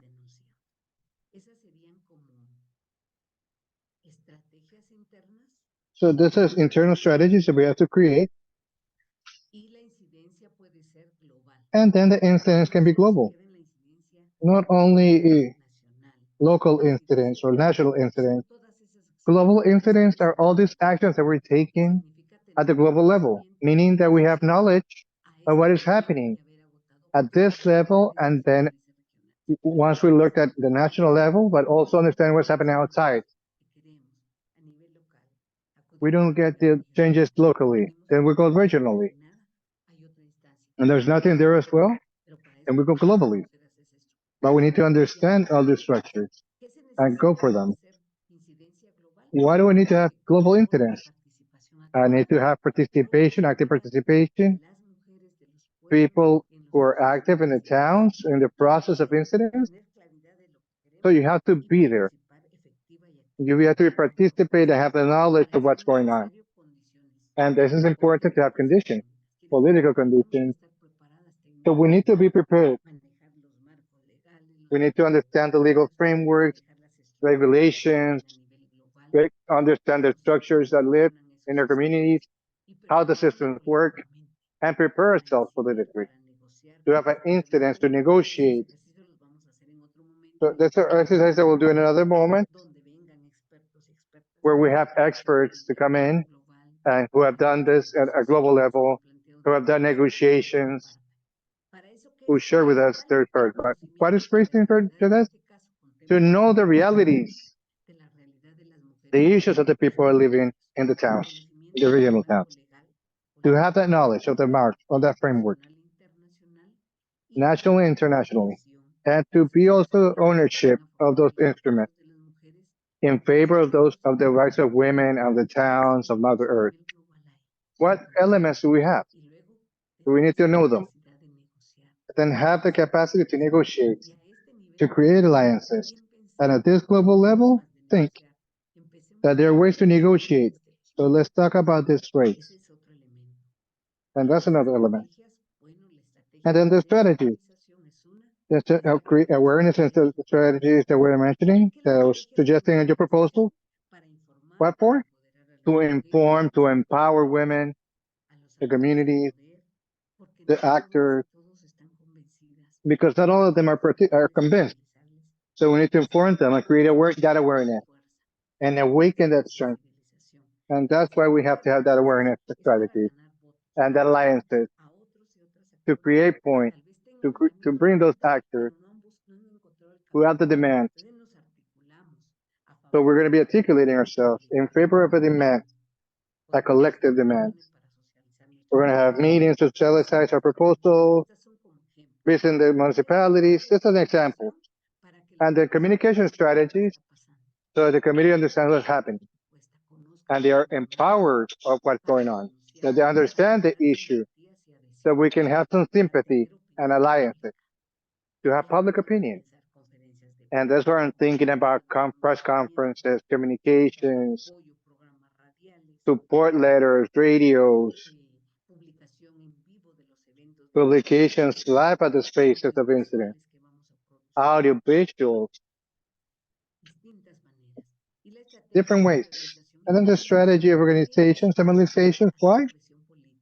To have political pressure, to show the level of organization that we have and the political strength that we have that sustain our demand. Like when Liz is mentioning, we're only four. And it was only four women in that space. But little by little, it started adding themselves. How can we add more people in? So we can talk about political agendas, marches, but through the wisdom, through the wisdom, through the wisdom. Demobilization and strategy. That's the one that we wanted to share. We have an agenda of incidents because if you don't know, we can just go our separate ways. But you got to understand the legal framework. So the incidents comes in as preparatory phases, which are planned and the long term and short term. Then also actions that have to be defined through finding international agreements. FIMI, for example, is a global organization. So it has access to information to supervise how agreements are implemented in favor or for the rights of women, indigenous women, in the global aspect.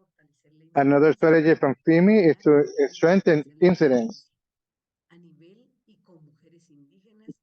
with indigenous women in political international powers. And the last one is to develop materials based on that contribute on the surveillance of those frameworks, that inform the participants on policies.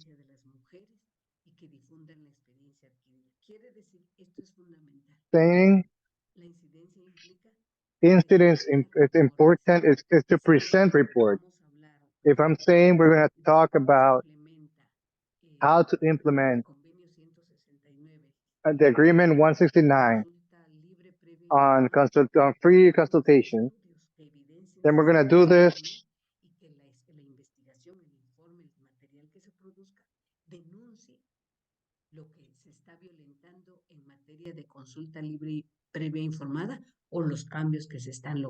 to talk about the changes that are being made and the decisions that are being made.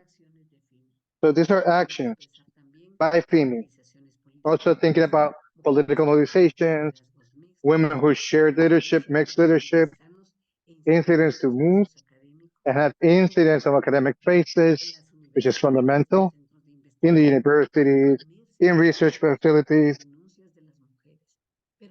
human together with those denouncement of women. But not information about taking information, but from that scope. But from an information that give us evidence, that present that presents us not as victims, but as people who have rights, who have demands. Other incidents policy can be public policies at the national level, using the frameworks that we have, recommendations that we have, objectives that we have. These have to do with indigenous people that can restrain us, and the incidents through the fiscalization and promotions of public policies from the towns, from the people that recover and promote the wisdom, the cosmos feelings, the cosmos knowledge of the town, and the judicial ways, which is another one that we have that is fundamental and that implies, and that's briefly and briefly, just to that tiring you, this is incidents. We're gonna take that. It's time for the break right now. Let's say we do the 15-minute break right now. It's 8:57. Let's come back at 9:07. All right. so that we can take that break right now. And we come back, we're gonna do in group, and then whoever gonna tell us the groups of the Ayala, of the Africa, another group, Asia, another group, and how we're gonna be able to prepare is that's gonna share. We're gonna use those 15 minutes to share what have we done, what was our experience like to do this exercise with the forms that we have, which were complicated but weren't really.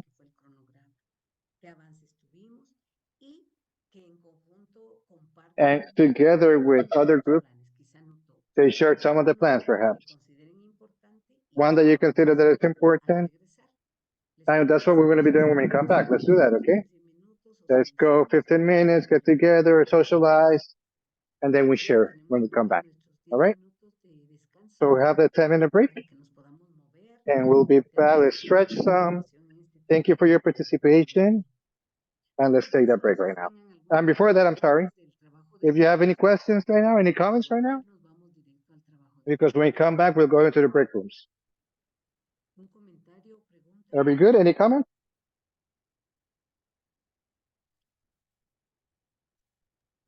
Yeah, I was yeah. I was just thinking of the word demand, and I think it's also associated with the capacity to negotiate, because for some time I think demands are interpreted as very aggressive, but it has been more reactive. So thinking of demands and negotiation is different now, like demand and negotiation leading towards response rather than reaction, which includes suppression. So we very interesting how we navigate through that and get positive response and gain more allies even from those who consider us as enemies or opposition. So it's really interesting to design plans and action plans that would lead to responses and collaborations. Thank you. Gracias, Dom. Muy valioso. Thank you, Dom. Very valuable comment. Thank you that we take a little time. It's very important that we discuss this. Demands response to what we know as subjects of rights. We have the subject of a specific right. I have my need. No, we're not needy. We have people who have subjects of rights that we are demanding. But very, very good point with what you mentioned. When there's this process of negotiation, we have to be very strategic.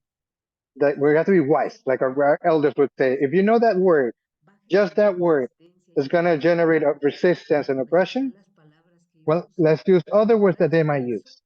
But behind it, we got political power. Behind that, we're not asking for hang on. We're demanding our rights. So if we have to use other words, let's use other words. That's fine. But just make sure that it's behind this. We're looking for words that we're going to resist that resistance to avoid that oppression.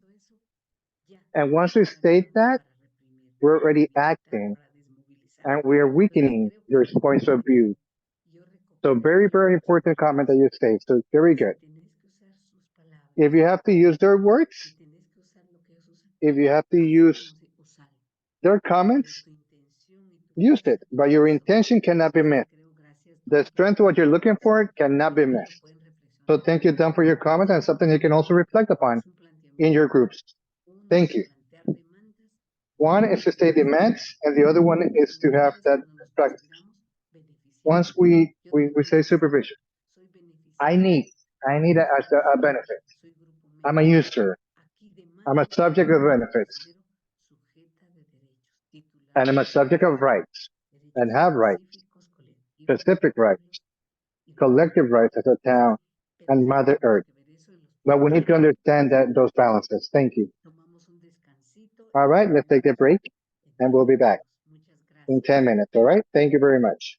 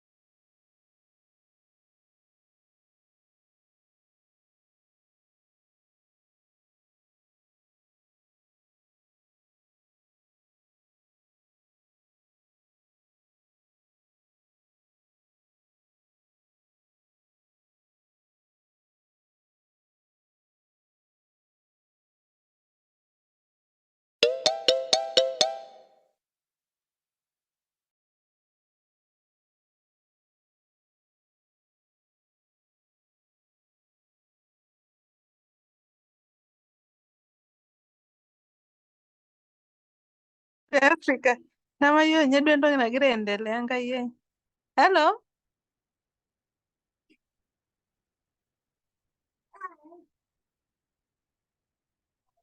Vivian? Hello. Hey, ni nini tunafanya Mungu? Hello?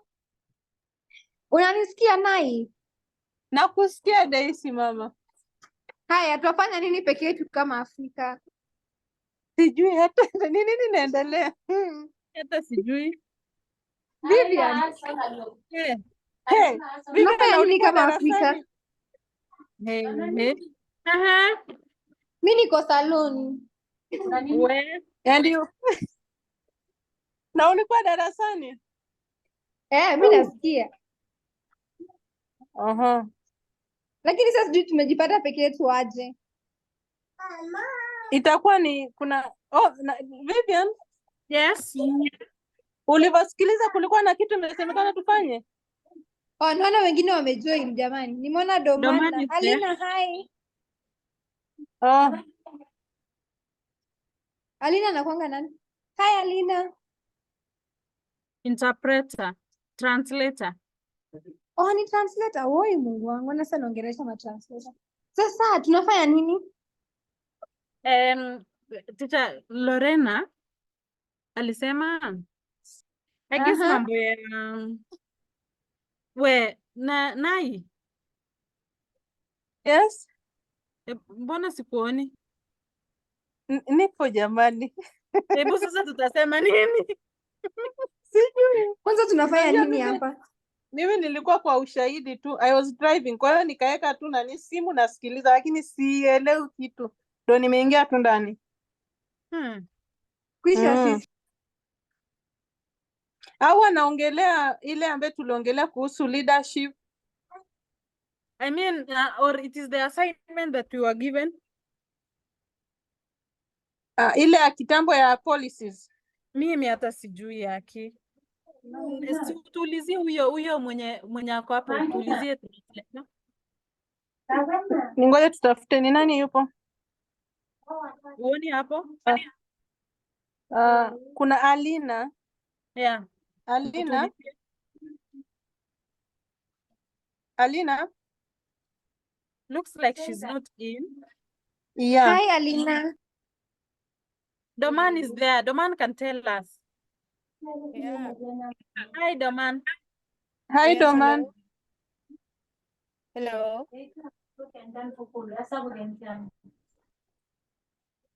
Doman, we are getting confused. We don't know the assignment that we are supposed to do.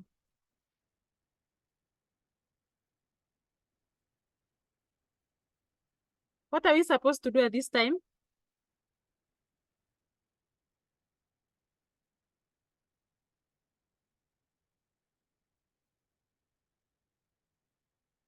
Doman.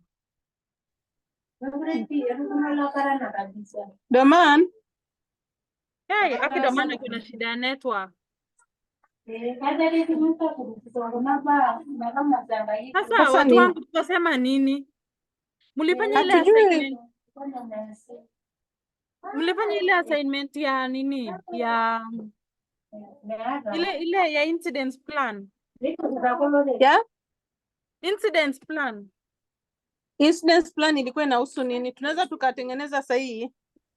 Yenye ilikuwa kwa nini kwa module? Yangu Ilikuwa nilifanya inahusu lakini nini? sasa laptop imebidi nimeacha.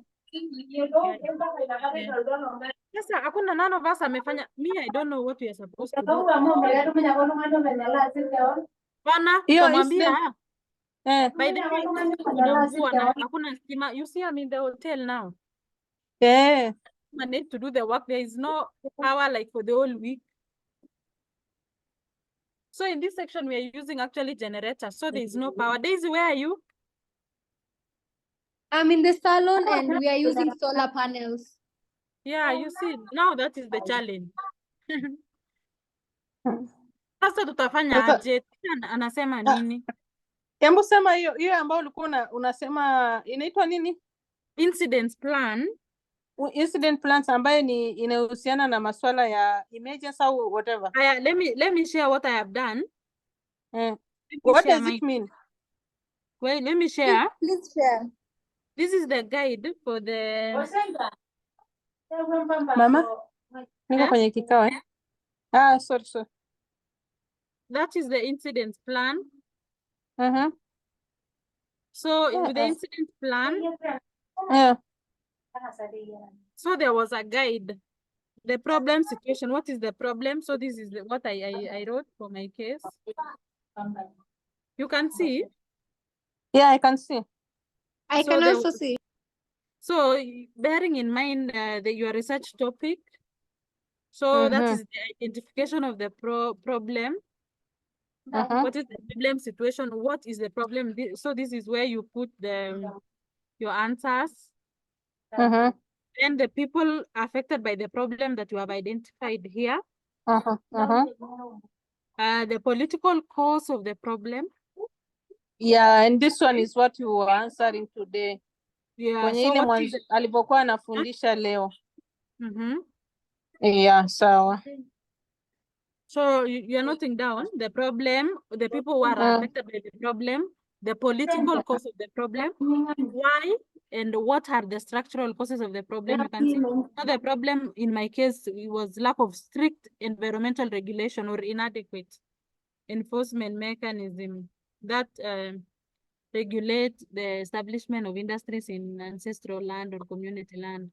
And then preparation of an advocacy proposal. So common horizon. Common horizon maanake ni? Kiingereza sio mdomo wangu wapendwa. A future where it's like a statement, like a goal. Oh. Yes, what is my aim? A future where the cement industry operates sustainably, minimizing environmental impacts and maximizing socioeconomic benefits for the Pokot South. You can see. Yes.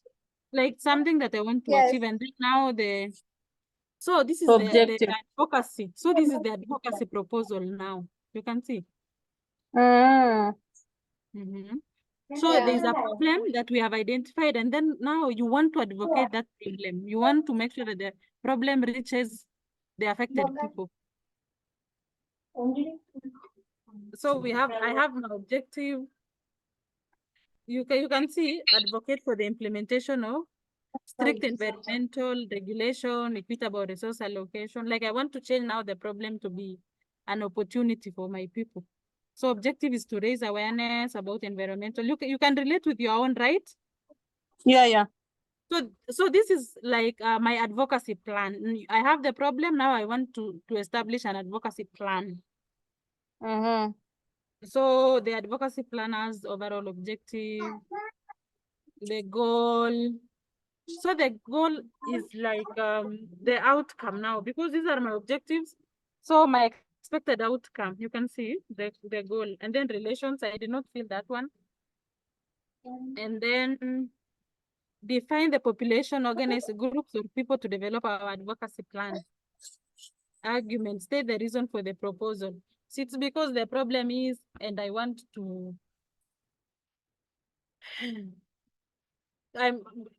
like if the problem is lack of awareness, I want to raise awareness among the people so that they can know their rights and fight for their own rights.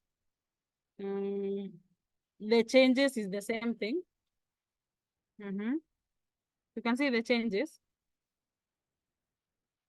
Yes, you can see. You can see. Is there legislation that supports our proposal or what's against it?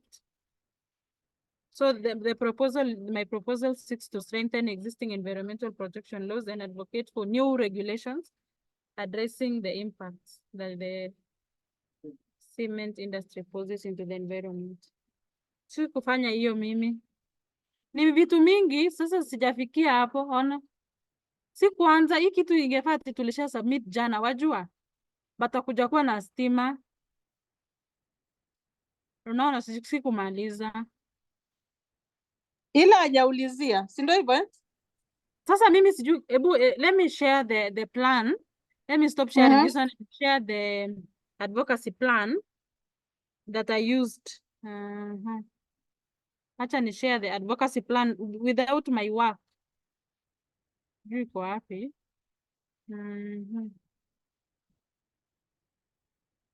Najaribu kutafuta, unaona advocacy plan yenyewe. Let me find incidents plan, not advocacy.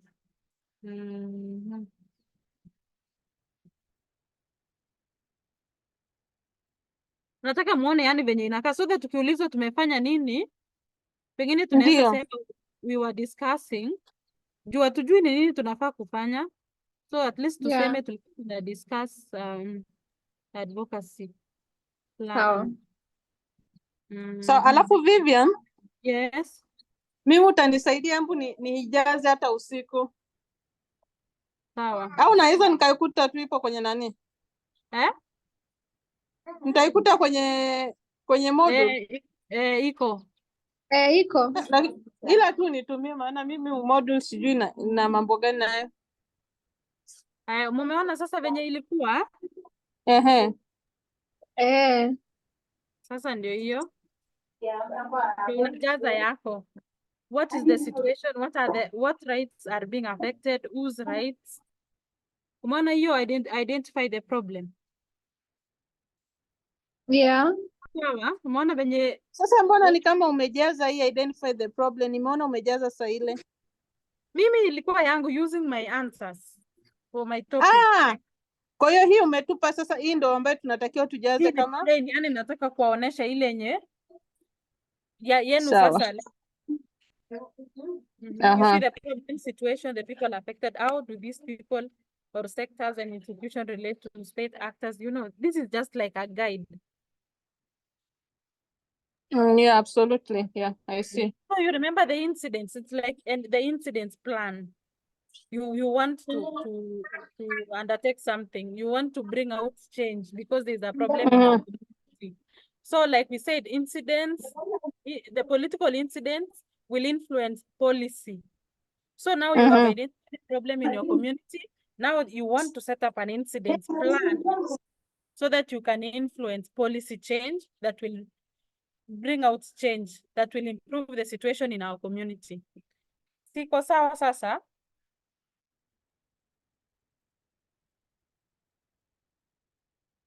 Ni sawa Vivian. Mimi nimeelewa. Iko sawa. Sawa, kwa sababu kwa mfano mimi nitaenda kwenye research yangu na hisi na Daisy atafanya hivyo hivyo kwenye the problem situation. Kwa mfano I'm doing on issues of land, so I will describe what the situation is, what are the rights affected for the indigenous people and who's kama hicho. And then the people affected by the problem lazima kama ni girls, sijui ni boys, sijui ni nani, unaona Yes. Na hisi ni hivyo. Kwa hiyo sasa bado unaona screen yangu? Bado mnaona screen yangu? Tunaona. Mimi naona. Oh, sawa. Endelea naye. Kwa hiyo na hisi sasa hapa kwa sababu lazima tuko watatu. Inabidi tu discuss moja ambaye sasa tutatumia yako kwa sasa hivi kwa ajili ya kujibu. Tutumie yako na hii. Sawa. Utumia nini na naanza? Mimi na support yenye unasema naye. Tutumie yake. Hatujui sasa tungefaa kufanya nini sisi? Sisi tunasema tulifanya advocacy plan. Funga mlango bwana. Samahani, Tami niko nyumbani watoto wanasumbua. Sina shida. Tuelewa watoto. Kwa sisi tutaambia tulikuwa tunafanya masuala ya hii preparation of an advocacy proposal. Lakini tumefikia hapa. Pale ulipofikia Vivian haina shida. Tunasema tumefikia hapa. Advocacy proposal ni advocacy proposal but the whole thing ni incidents plan. Yeah. Sijui, lakini the best thing ni kwamba mimi na Daisy kwa vyovyote vile hebu tukajaze hiki kitu kwa baadaye tukiwa wenyewe tu. Hii mbona ni nzuri? Not very easy, Yeah, that's why. As I can conclude from Florence, she's going to have advocacy plan to, how to strengthen the women in political and the targeted group to address this issue is to the to the indigenous leaders, political parties, parliament, public as well. Yeah. Yes. The voters, we have to address the voters. And also with Ananya, so I can conclude that she's going to talk about how to use about the legislate how do you call that one, access to justice, right? Women, if women have been facing violence, and then how to address it towards like a legal mechanism, correct me if I'm wrong, court, prosecution, something like that, and it's more on the justice system, criminal court or something like that. Naina, you have what your advocacy plan? For me, I will do my advocacy plan will be, I would like to share about the land ownership, how the women, how to we need empowerment because they are the one who can pass this value, the pride to their from one generation to the other generations. That's my goal, my goal in my advocacy plan, and I would like to address it to of course, the political leaders, right? Members of parliaments, those who change the laws, also legal institutions, and also to the public, indigenous women, and also NGOs, local NGOs, women in NGOs, so they know about these issues. What about Naina? Ananya, you had question? No, I just want to add my advocacy plan also, that the women health sector, because violence is more related to women health sector. So I have a plan to connect with. We are living in remote place, but there is no access for health. So if we go to the like 5 kilometers far away from our home, so every month the government employee who was worked for health sector, but she come, but the language barrier is not easy for a woman to talk about it. So I just plan to women.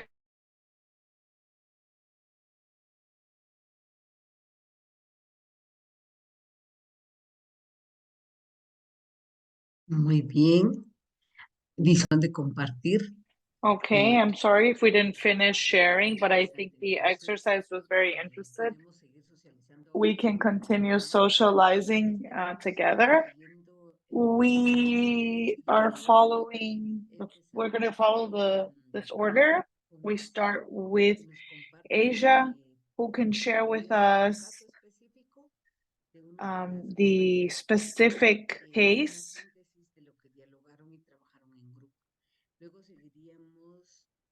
and everything that you have created. We're going to do Africa, then after, and then Latin America. We have 30 minutes, at least 7 minutes per group, so that we can do this. And then I would ask Dunan a favor to control time, so that in 7 minutes tops, Asia, Africa, and Latin America can share. Thank you. Florence? Who's going to share from Asia?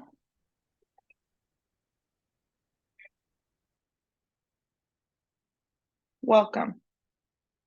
Go ahead. Nukila or Dom? Who's going to share from Asia? Okay, I would like to start. Florence, are you going to start or me? ¿Vas a empezar tú o yo? Go ahead, Nukila. Adelante, Nukila. Okay. I would like to because we have limited times to discuss many issues for the members of the Asia, but I would like to start by our advocacy plan. for each member of the group. I would like to start by starting with Florence or Domain, because she will have the advocacy plan how to strengthen the political rights decision-making process of the women. So they have the chance, the opportunity to be elected, to be participated in election, in as a the chosen as the political as representative in parliament as well as in the governments. So because she sees that the access to politics is lacking for the indigenous women. So this is the core strategy of Florence for advocacy. So she wants to make sure that the rights to politics, access to information, right to know, and then women rights in politics will be ensured. And also she will also show that countries have been ratified some covenant like CEDAW, and then ICCPR, ICSCR, as the best legal foundation that the country should be respect the women in politics, women in the decision-making process, women in parliament, women to be chosen as members of the groups, yeah, in the groups. And then also see the targets of this advocacy will be to the of course to the political leaders, to the indigenous leaders, because they are the one who have the authority to decide, right? And then the targeted group during her advocacy will be also to the indigenous women, students, right? Students in the universities, as well as to the members of the community, because they don't know, right, how to start to be, for instance, elected to be the member of parliament, how to choose the right person to be the members of parliament, and how to they convey the issues of the women rights in the parliament, in the discussion in the parliament. So this is the will be Florence core of advocacy plan. Now I turn to Ananya. Ananya will be at the, you might be aware that Ananya will be, her concern is about the violence against women, comprised of the rape issues, sexual abuse, and then health issues, education issues, right, for the women. And she is concerned because during how to ensure this right, yeah, for instance, how to access to justice in the criminal justice system, and then how the women receive the legal aid, for instance, how to make sure that the women got the legal aid during the process of the legislation of the legal justice, for instance, how the women have been informed regarding her rights, if they've been convicted, if they've been treated as a victim or survivors. There is no clear mechanism regarding this.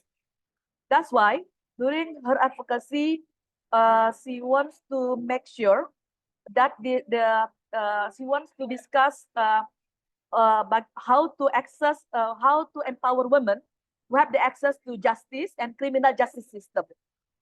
Her advocacy addressed to the victims and women survivors, particularly regarding gender-based violence, or can be divided to sexual violence and then physical violence, etc.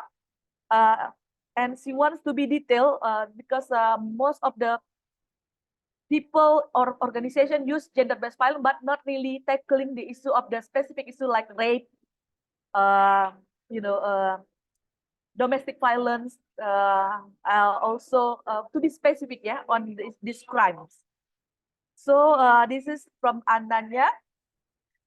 I will let Naina to to share her advocacy plan. But for me, for my advocacy plan, because I'm going to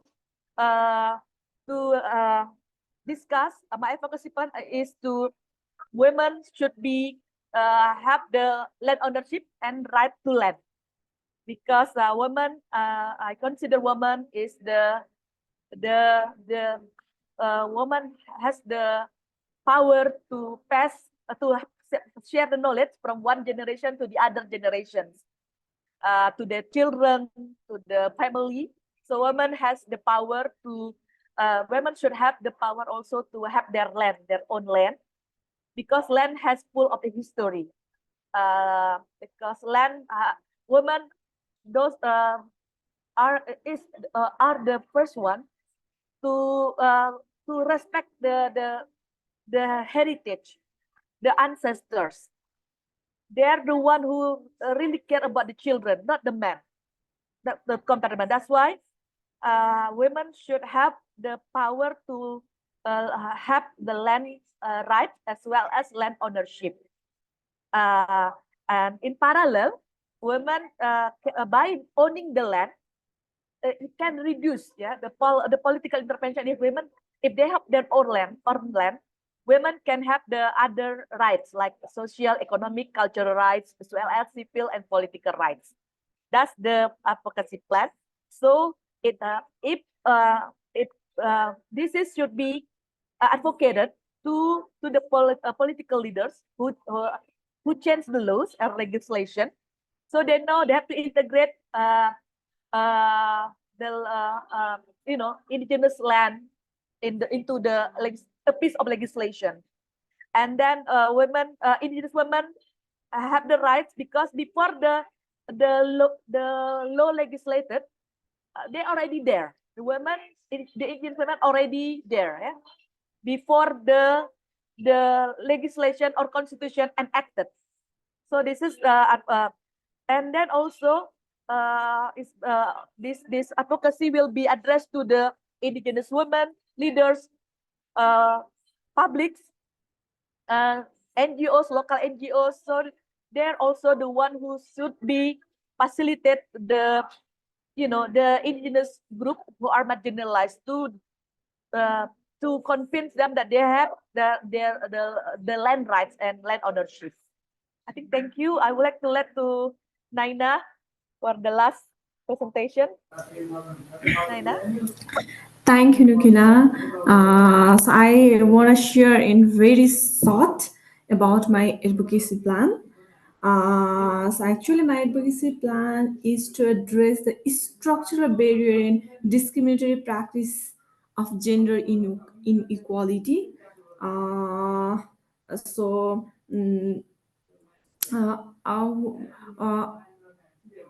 I think women needs for equal access in the resources, opportunities, and decision-making power.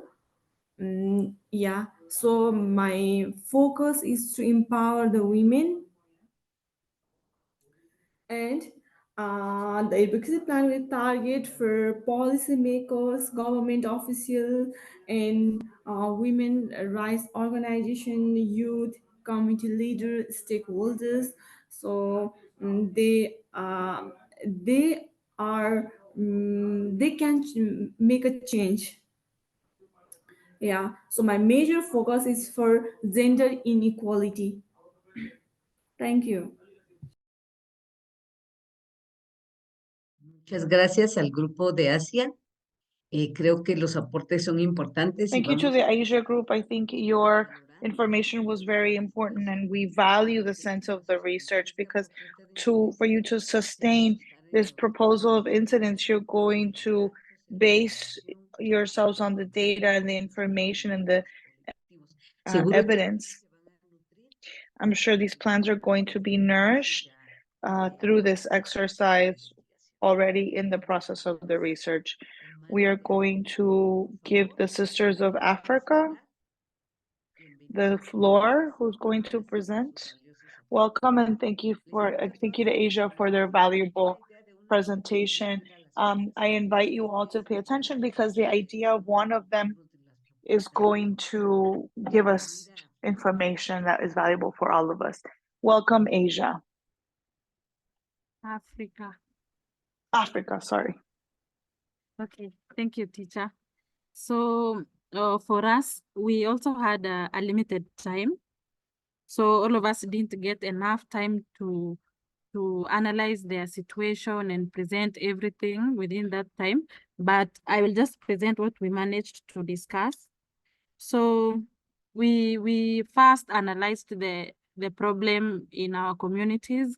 So for example, the problem in my community is that since my topic is on assessing the environmental and socioeconomic impacts of cement industry, which has tremendous impacts on the lives of Indigenous women and girls.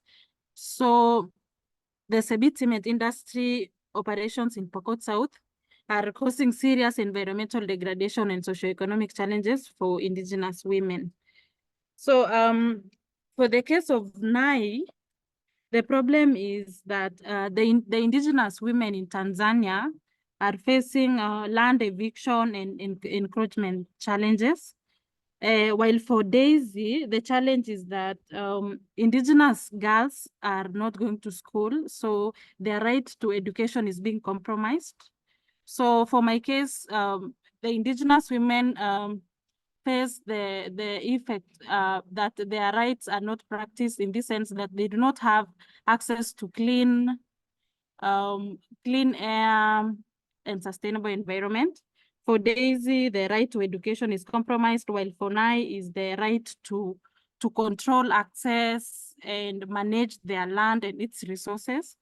So the people who are affected, for me, Pokot, people of Pokot South, for Daisy is Pokot as well, but from the northern side. For Nai is Maasai of Tanzania. So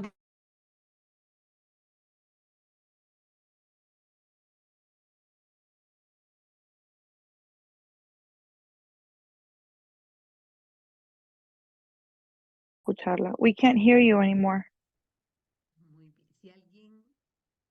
Can anybody else continue? Instead of Vivian, we can't hear. We lost Vivian's audio. Can anybody else continue? From Africa, anybody else can continue, please? We lost the audio.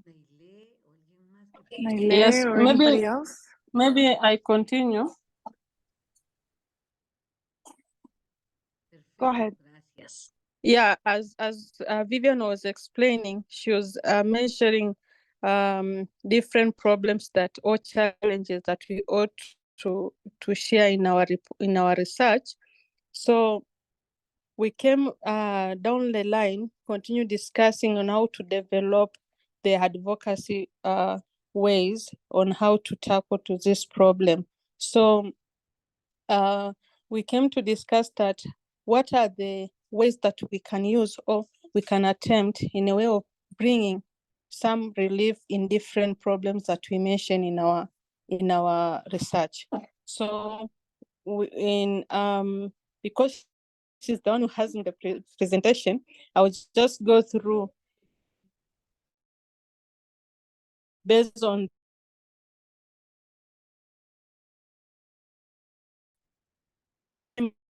we had only one point in the hello, can you hear me now?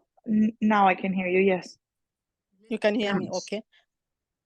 Based on the research that I'll be doing, which is the unveiling the challenges the Indigenous women in Tanzania are facing on the land encroachment and eviction, because it's the diverse based on the Indigenous community is broader, we came to say that one of the ways that we can address this is first realizing or determine the accessibility of the land for the Indigenous women in Tanzania itself.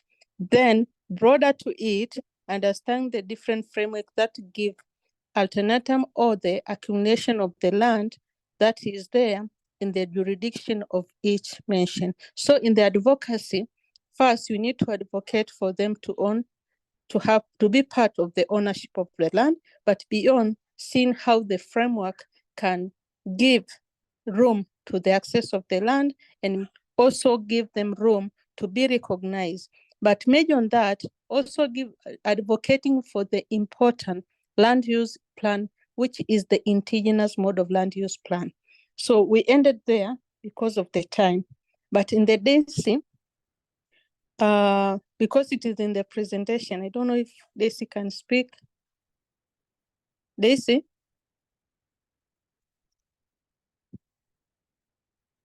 Let me just conclude there, but when Vivian will come back, we can see in the presentation that we prepared.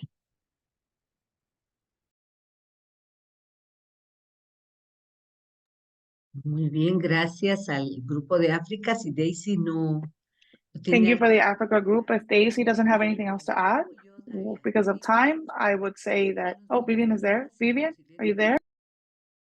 Yes, I'm sorry for that. I'm experiencing challenges with my internet. So, because of time, let me just go straight to the advocacy plan. I mean, yes, that section of preparation of an advocacy proposal in the section in the incidents plan.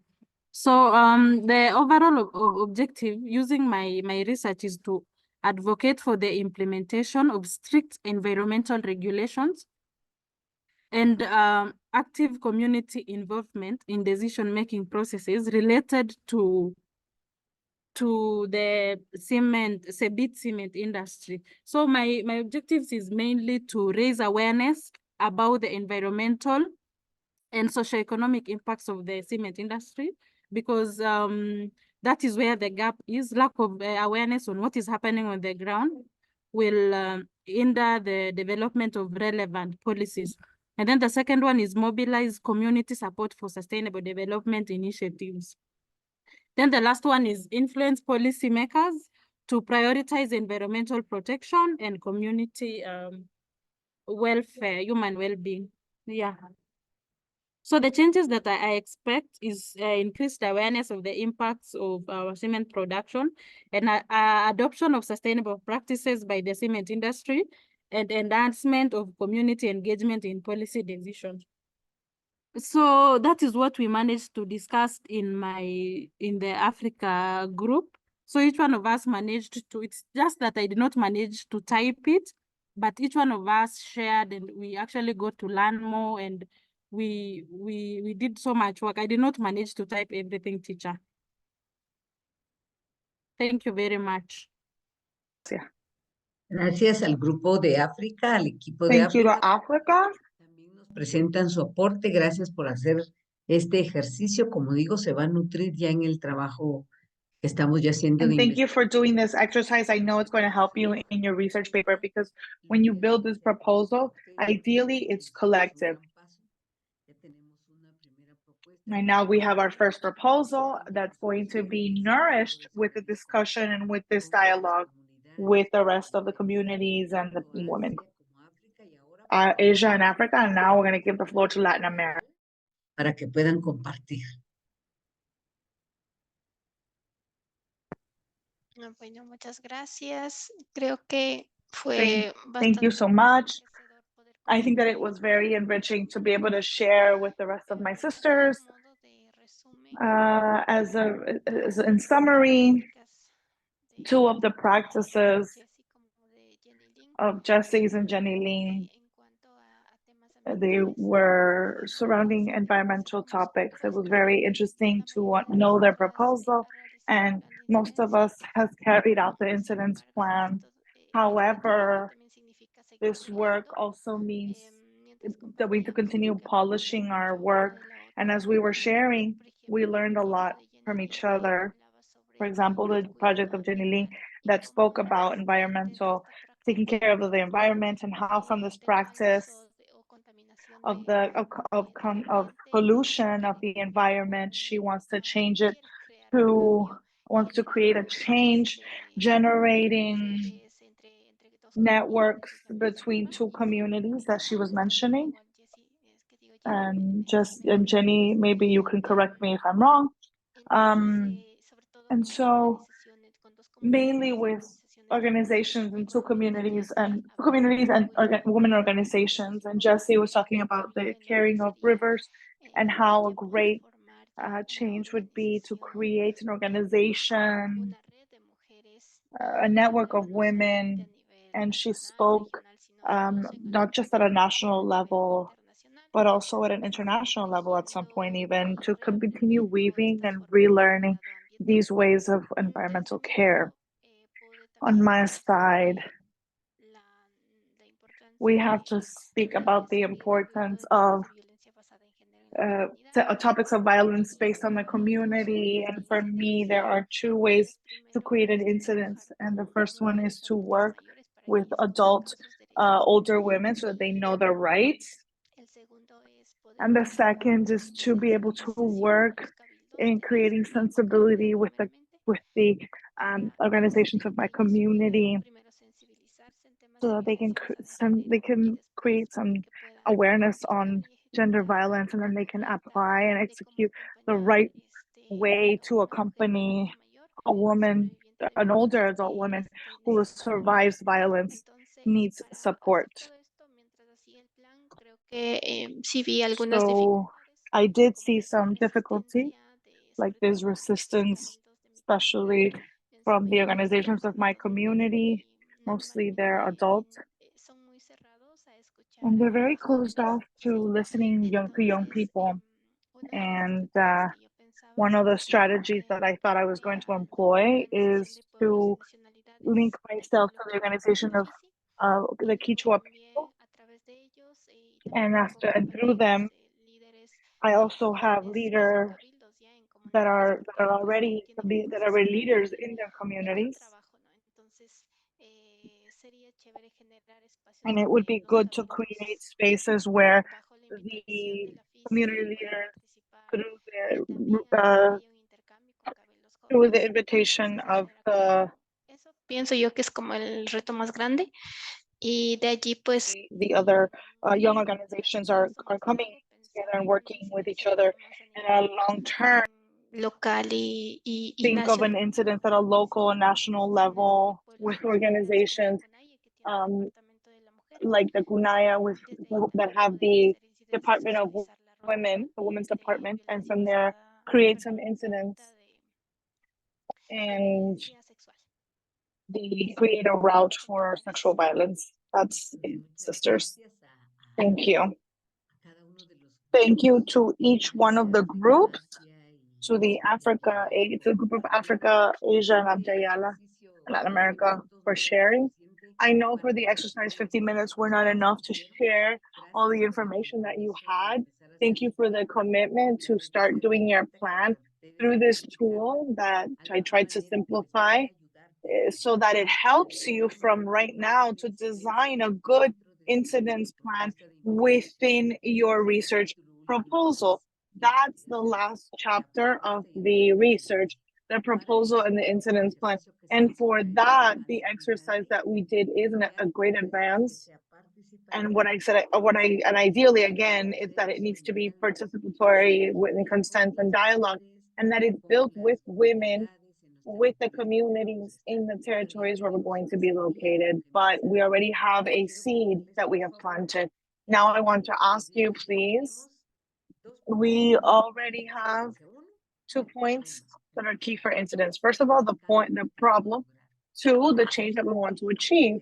The strategies that we want to implement to get to, or to be able to reach the actors, the main players, or people who have all the power, decision-making power, so that the proposal or our demand and that change that we expect is achieved. So you are getting to a local power levels, and the cement company, the government, the Ministry of Energy and Mines, for example, that have to do with everything that is regarding environmental exploitation and environmental policies.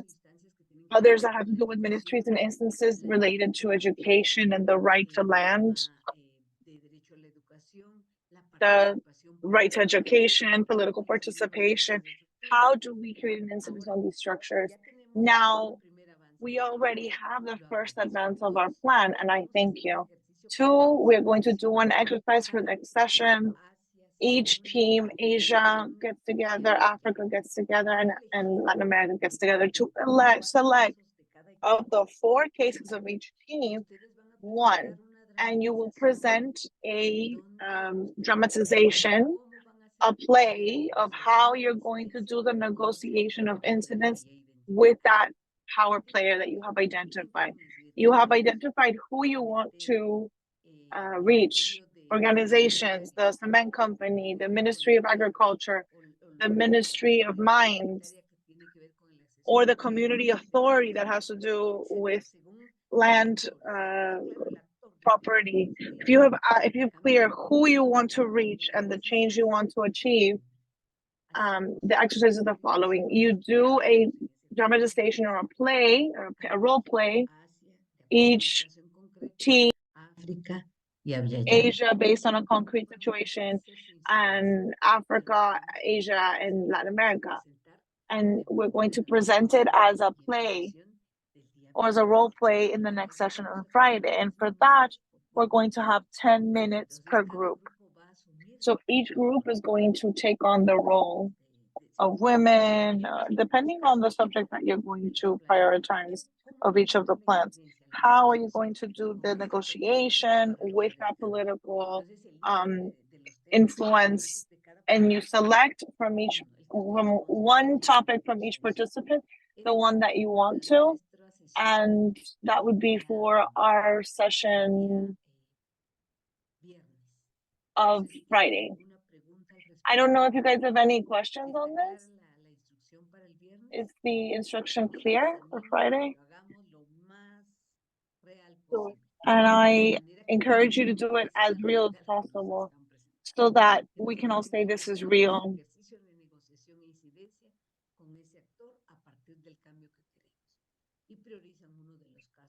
And we prioritize everything that we feel is going to really make this role play better. Vivian, do you have a question? Just to make sure that I got that clearly. So you mean we will have three different groups? Okay.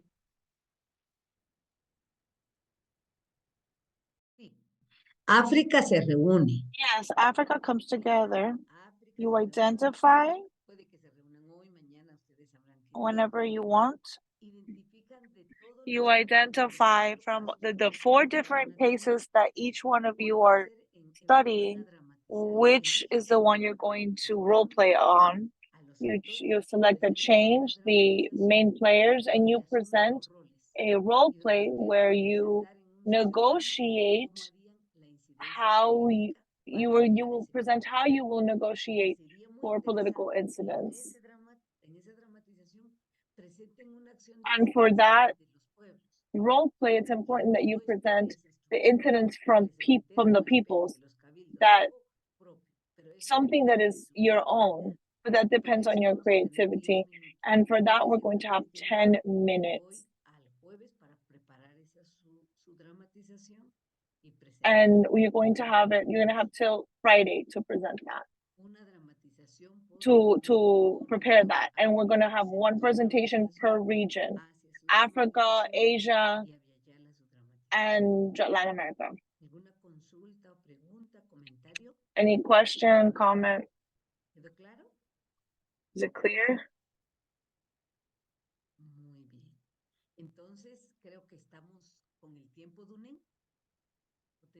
I think we're on time.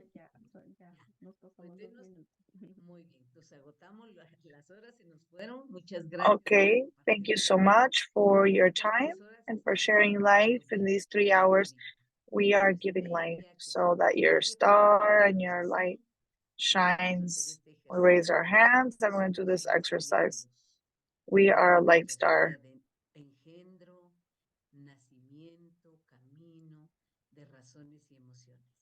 Que su estrella no deje de brillar y que la energía de su estrella. That your star doesn't stop shining and that the energy of your star, regardless of anything, continues to shine and you continue flourishing. We'll see you on Friday and we're excited to see what you're going to present. Take care of yourself and thank you for your work.